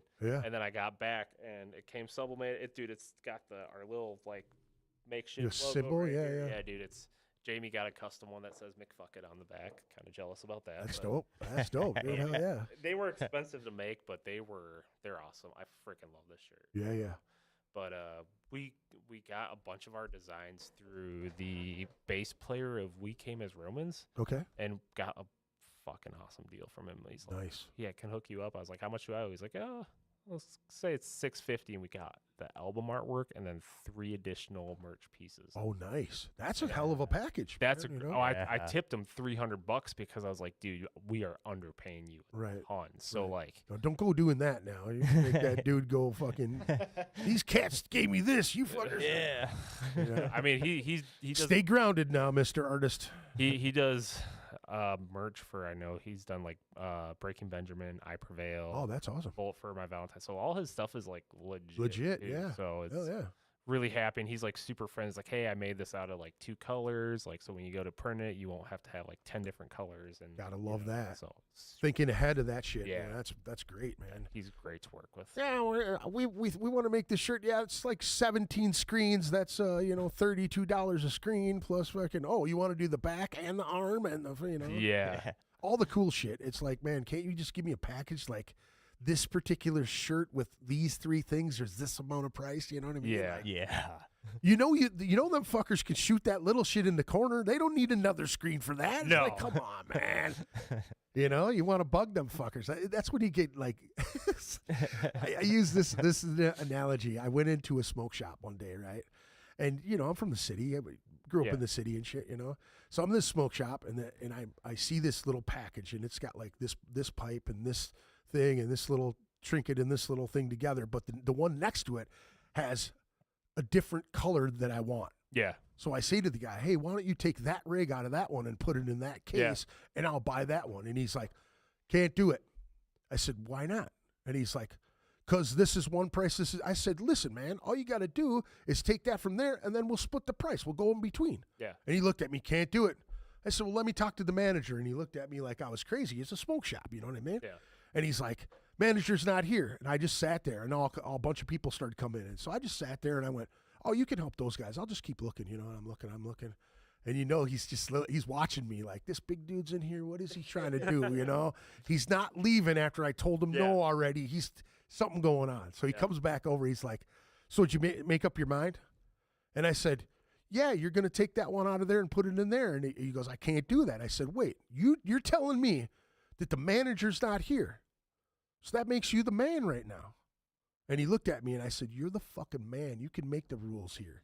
I go, wait, so you're going to tell me that you're going to turn me away from an extra couple dollars because you can't do that because this dude ain't here. I bet you if you told the manager that you did this and you charged me a little bit more than this one because it's what I wanted, you made the sale. You got that money. That you got the money for the dude. Otherwise, so you're gonna not buying anything. So you're going to just basically tell me no and let me walk out the door because you're not able to make that decision. I go, you're the man, dude. I said, think about that. So what happens? You have to make the decision. And he just went, here you go. I'm the man. Every time I came in, bro, hey, how you doing, my friend? I'm like, exactly, motherfucker. Now you're the man, right? Who's the man? You're the man. That's right. That dude left. He's like, I'm the fucking man. I made the call on that, Pushing dude. his boss around, like, get out of here, I'm the man now. Fucking changed his life. Dude, just the Jedi mind tricked him, dude. Dude, I did this to a security guy it was at some big show. And these guys next to me, and they were a little younger than me, they fire up a joint, right? And I'm looking around, and I see the security guy, and he's, put it out. You can't do it, right? Yeah. So he literally walks by, catches a whiff of it, and I see him. I'm standing there. He walks by me, and he stops, and he turns around, and I go, you don't smell anything. Keep walking. And he went, what? Excuse me? And I go, man, just keep walking, dude. He's like, are you smoking that? I said, I'm not smoking it. Somebody's smoking it around here, but what's the point of busting? I'm like, well, you're going to stop one guy from smoking a joint? Like, you got better things to do, dude. I'm like, look at all these people. Like, a fight could break out at any moment. You know what I mean? Yeah. And he looked at me and I go, don't even worry about it, dude. Just keep walking. And he went, I'm going to make the rounds. And when I come back, that better be out. And I went, right on, dude. I leaned back and I go, I just saved you guys. Let me hit that. I hit it, and the dude comes back around, and I was just like, keep walking. Dude. Yeah, You know keep what I mean? He was like, I don't even want to fuck with this guy. You know, like You just pick your battles, Yeah. dude. Like, why not? Yep. Dude? You know what I mean? These are not the joints you're looking for. Yeah.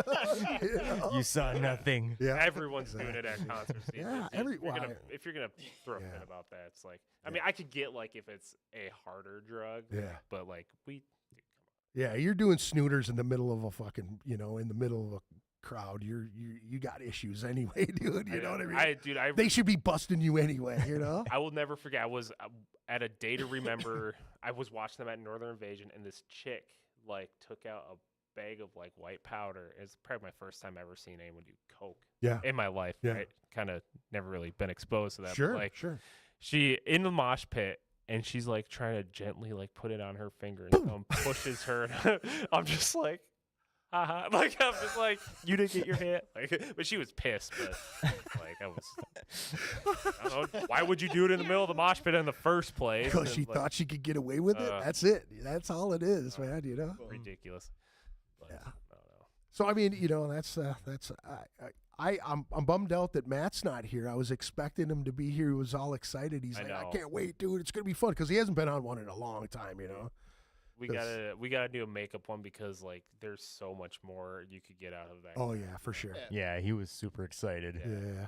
But That's all good, dude. We made it happen, man. We're doing all right. We're just having a good time. Yeah. Shit, you know. I was gonna say he's probably I don't even know if he's watching right now. I haven't seen him pop up in the thing. I told him if he was going to pop up in the chat to give me a shout, and I'd shoot him the phone number and he could call in. But Yeah.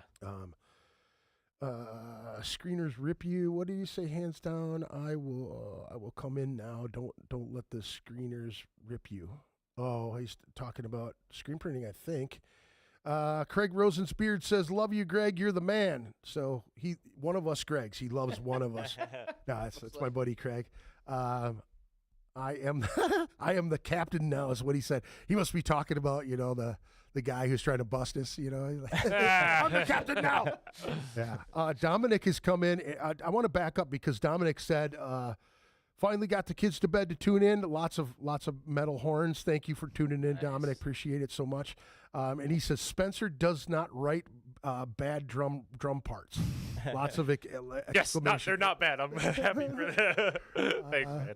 Let me see here. Dominic says we would love to see Better Broken on the Rockfest stage. Yeah, Yeah, Dude, way I to can't- get us on there, man. it's so sick that a lot of local bands are getting the jump to do that, man. That's really cool, man. yeah. That's something that we had to play Battle of Bands for like X Fest and things like that. I remember sub-level playing. You guys Yeah. won. Yeah. Yeah, you guys won. 2001. That was a pretty big thing for us, man. It was cool. Now, did you guys have to pay afterwards What do you mean? to play on there? Because I know like some festivals are like pay to play.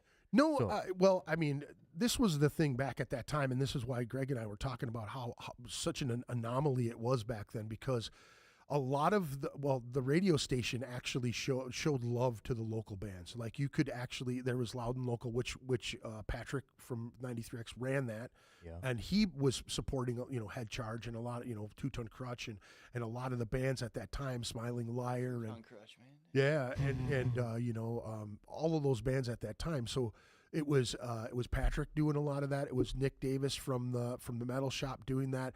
Tawn Mastery was a huge. She was very into the local scene and catered to a lot of those bands, like the band With. She would have those guys over, and she was a chef, so she would cook for those guys and have these big parties and like wine parties and all this cool shit. And then you have Remy Maxwell and Weasel. Those guys were both guys who would also give you a shout out, would pull you into the black box when you were at the state fair, being a local band. That shit never happened when I was coming up to that point, so 99 to roughly 2006-ish, I would say a lot of those DJs that were showing love to the local bands were also getting in trouble because they were moving to that set computer thing that was generating the playlists at the time. So they'd take all of the bands that were doing great at the time and they would just shuffle them. So that's why you would hear Creed every other fucking hour and Nickelback every hour and Limp Bizkit, Linkin Park and Godsmack and Disturbed and all that.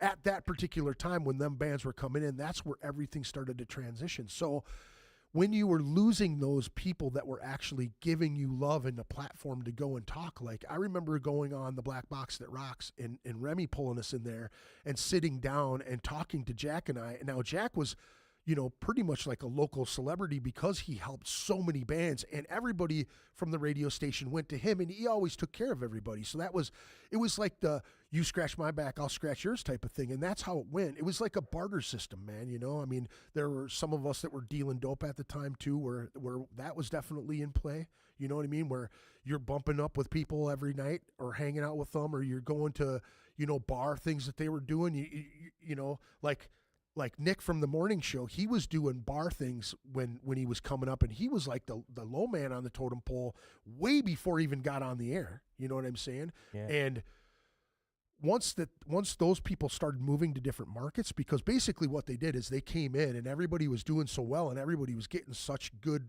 play there. Patrick and, even some of the like street bitch Ryan was kind of their intern and shit. He went to different radio stations. Patrick went somewhere else. Remy went somewhere else. All these guys started branching out. Even the main promotion director at 93X went to a huge firm in California, in LA, and moved out that way with her boyfriend who was playing in Marilyn Manson at the time. So like all of this shit kind of transitioned at the time. That's why it was such an anomaly, because you could send your stuff into Loud and Local. You could rub elbows with Patrick on a weekend, drink beers with them, and then call in and say, "Hey, dude, you gonna play us this weekend?" And he would do that for you. Same with Earl Root in the KFAI Root of All Evil shit. Yep. You could call him and he would be like, "Yeah, come down and fucking do a segment." You'd sit in there, he'd play a couple tunes, and you'd be talking shit with him for a couple hours at 3 a.m. Yeah. It was a mainstay. It was a thing that we loved to fucking do. So unfortunately, that's pretty much what it was, is that, the radio station started changing and they started branching, pushing everybody to different markets, because now everybody's famous. Now everybody wants to get paid. And they're like, fuck you, we'll just hire somebody else who'll take a less pay cut and you can go somewhere else. And that's what happened. Some of them were like straight outlaws, man. Like I remember talking to Nick Davis at a long conversation. Who's very fond of you, actually. Yes. He likes you a lot. Yeah. He was telling me about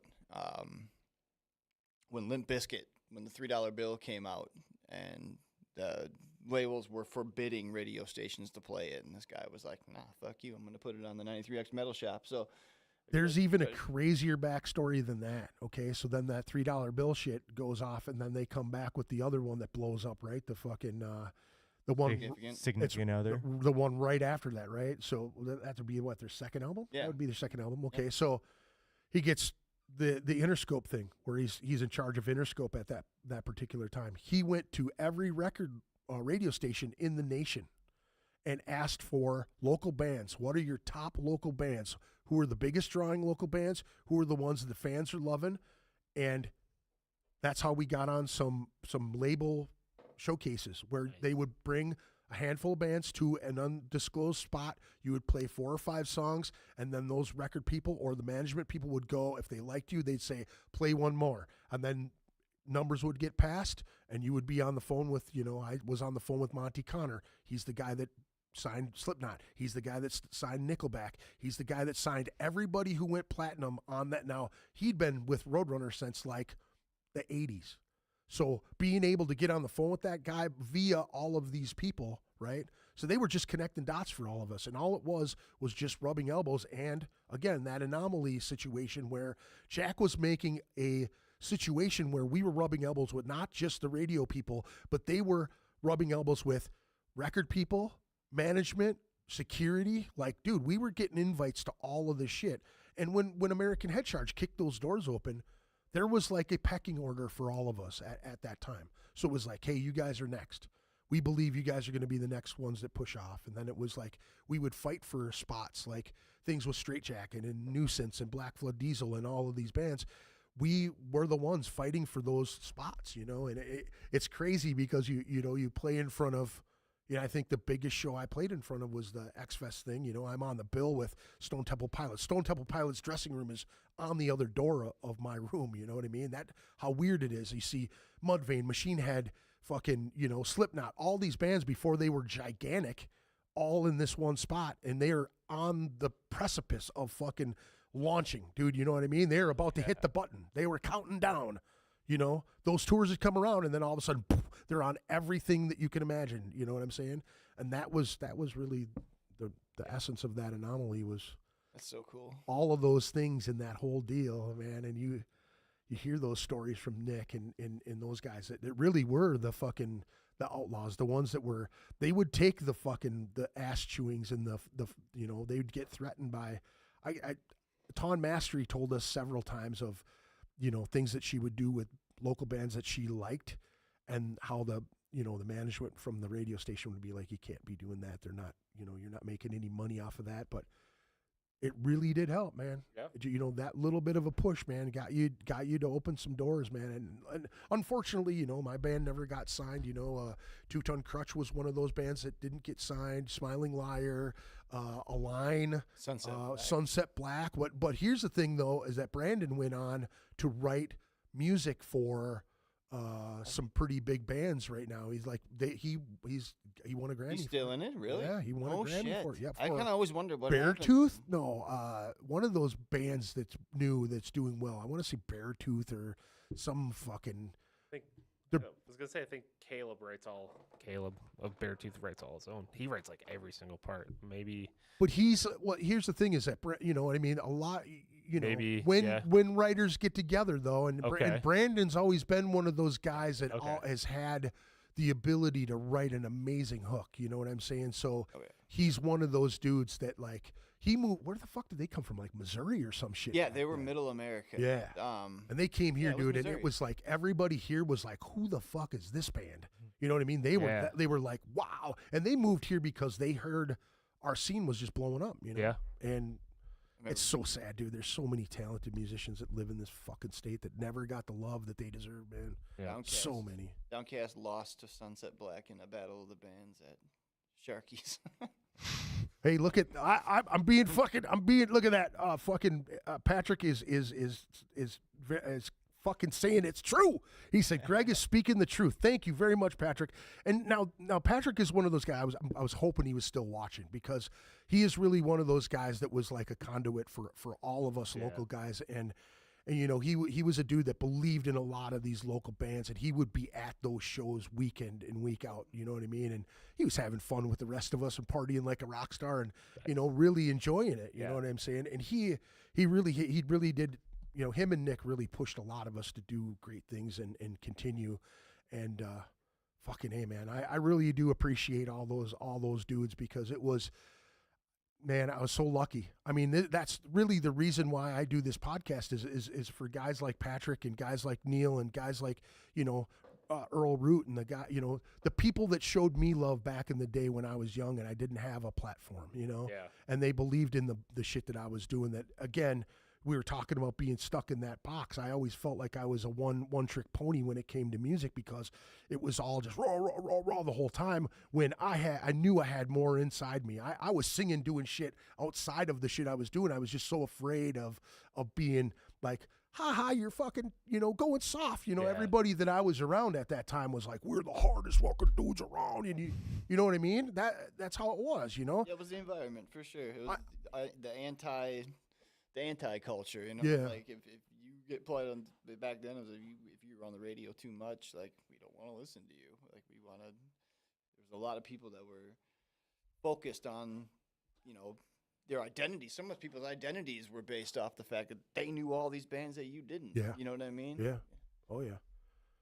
Yeah. Again, I go back to that you know, the conversation way earlier in the podcast where you're saying, you know, when you found those bands, you know, that energy, you Yeah. know, and that's what I thrived off of as a kid, man. I just would love to turn other people on to cool shit, man. Yeah. Especially in other genres too, man. That was my jam. Yeah. I had a friend who was like, he ran with some pretty rough cats and like, you know, they were racist kids, you know, and like I'm Hispanic and Native and German and, you know what I mean? I'm a fucking mutt. So I was like, hey, and I knew these dudes, you know, and he said some racist shit to me before, but I didn't give up on him. We were friends, man. Yeah. You know what I'm saying? And one of our mutual friends had moved to a southern state and joined like some really bullshit, some Confederate skinhead shit, Oh. and he came back, right, and he was all tagged up with all this Confederate shit, and I kind of confronted him on the whole deal, right, and our mutual friend, the one I'm talking about, Jay, he said something about me like I never had a problem with a Hispanic dude before, but I basically telling me he had no love for him, but I was cool. And it always offended me, like, we're friends. Why would you say some shit like that to me, Yeah. And I was always into rap and things like that. I was always trying to turn him on to different shit. Yeah. And that mutual friend of ours ended up dying in a thing where he got into an altercation with some anti-racist people and he got shot and he got killed. And we were at his funeral, right? And we walk into the place, and we're one of the only few long hairs. Everybody else is a skinhead. Everybody else has got bomber jackets on. Everybody else has got boots and braces on, right? And I walk in, and I walk straight. It's reeking like weed. I walk straight to the casket, say, condolences to his family, all this other shit. And I go in the corner, and I get surrounded by a bunch of skinheads. And the dude walks up to me and he says, I know who you are. Eric talked very highly of you, da-da-da-da-da. And he shook my hand and he said nothing but respect, and he walked away. And I was just like, holy fuck. I thought I was getting lynched by dudes, right? Yeah. But years later now, okay, this dude is completely different. You know what I'm saying? Yeah. And he always praised me for always trying to push him into new shit. And he was like, dude, you listen to everything, and you always look past all of the shit, the superficial shit. You know what I mean? And that's what I always thought about music. Like, I always heard those different things that were so similar in different genres. You know what I mean? And I would always try to point it out to him. And man, once he got it, it was like he opened up like a fucking, he just bloomed like a fucking flower, dude, And now he's got people of color in his family. You know what I'm saying? Yep. And it don't, we sat down drinking and talking about that situation. I was like, dude, I never gave up on you. Yeah. I knew that you were a different motherfucker. He's a guy that could walk into a room and he's friends with everybody. Yeah. You know what I'm saying? Like, I've seen it happen. The dude lived on the street for a few years, and he moved in with me and my mom, and he praises us for that shit too, Yeah. But it's like, I never gave up on the motherfucker. I never said, like, we have a common bond here, man. You're smarter than that. You're better than that. And he fucking came out of it. Like when I keep telling Matt, Architects is a good band.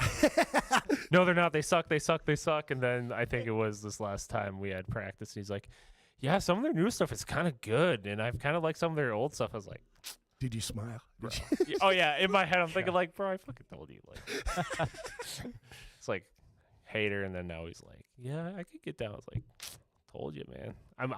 I was so annoying and endless right now. I was like, you guys hear the new Architect song, Animals, or like Black Lungs? And they're like, will you shut up? Like, I'm like, no, I won't. Like, but it was Just keep pushing the good shit. oh yeah, yeah. Hey, you got it, man. Yeah, but Well, I thank you guys for coming in and doing this, man. It's been fun. yeah, It's been awesome. Hell yeah. Super Awesome. cozy. Thank This you. place is awesome. I'm glad you Really got good like time. I could tell you This guys is were a little sweet. nervous at first, and it's one of those things you want to make everybody comfortable and have a good conversation and Yeah. talk about this fucking journey we've been on for however long. I mean, you guys are still on it. I'm on the sideline right now cheering.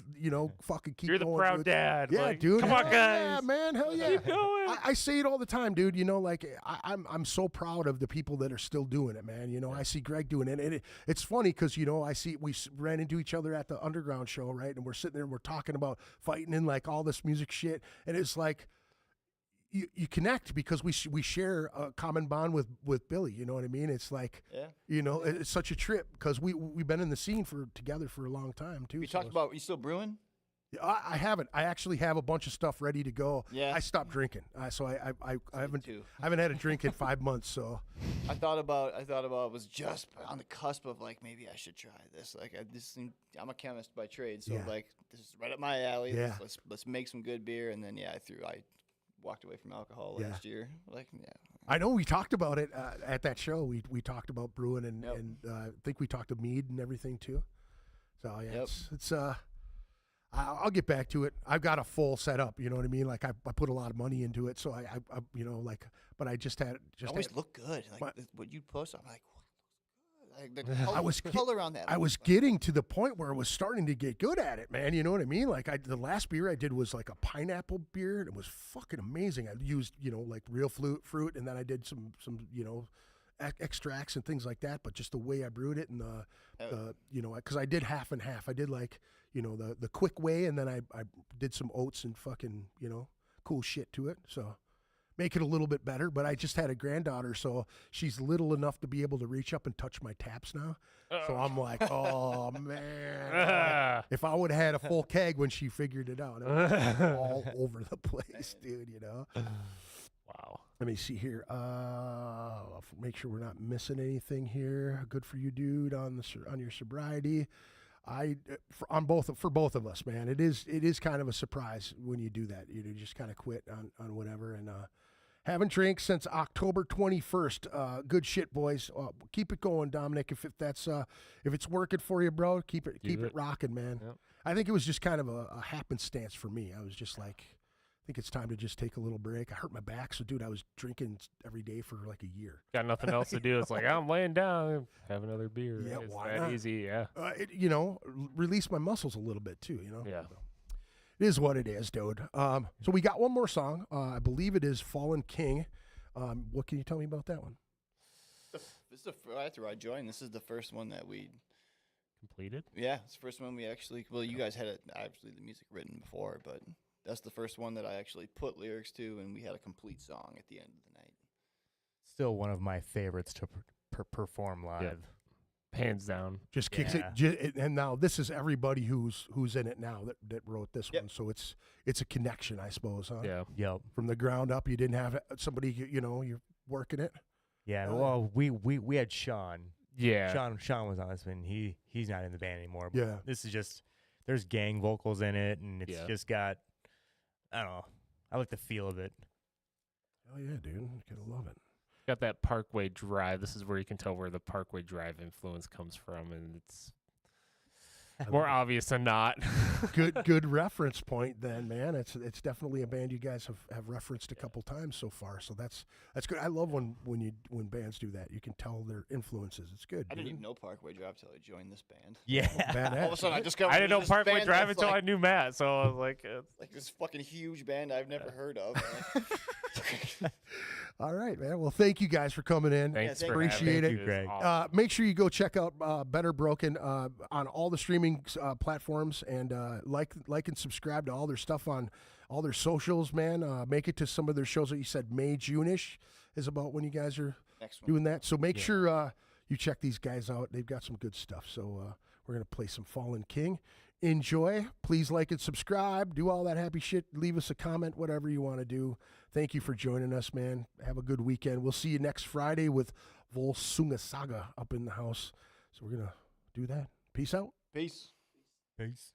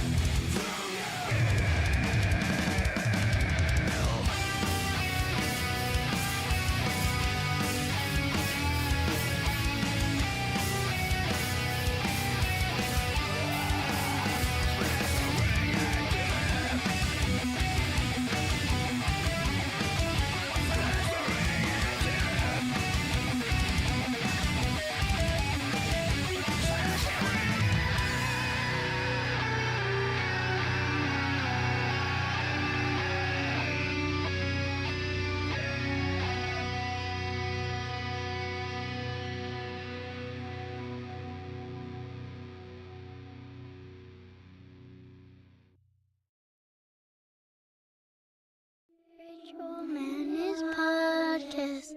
Ritual Madness Podcast.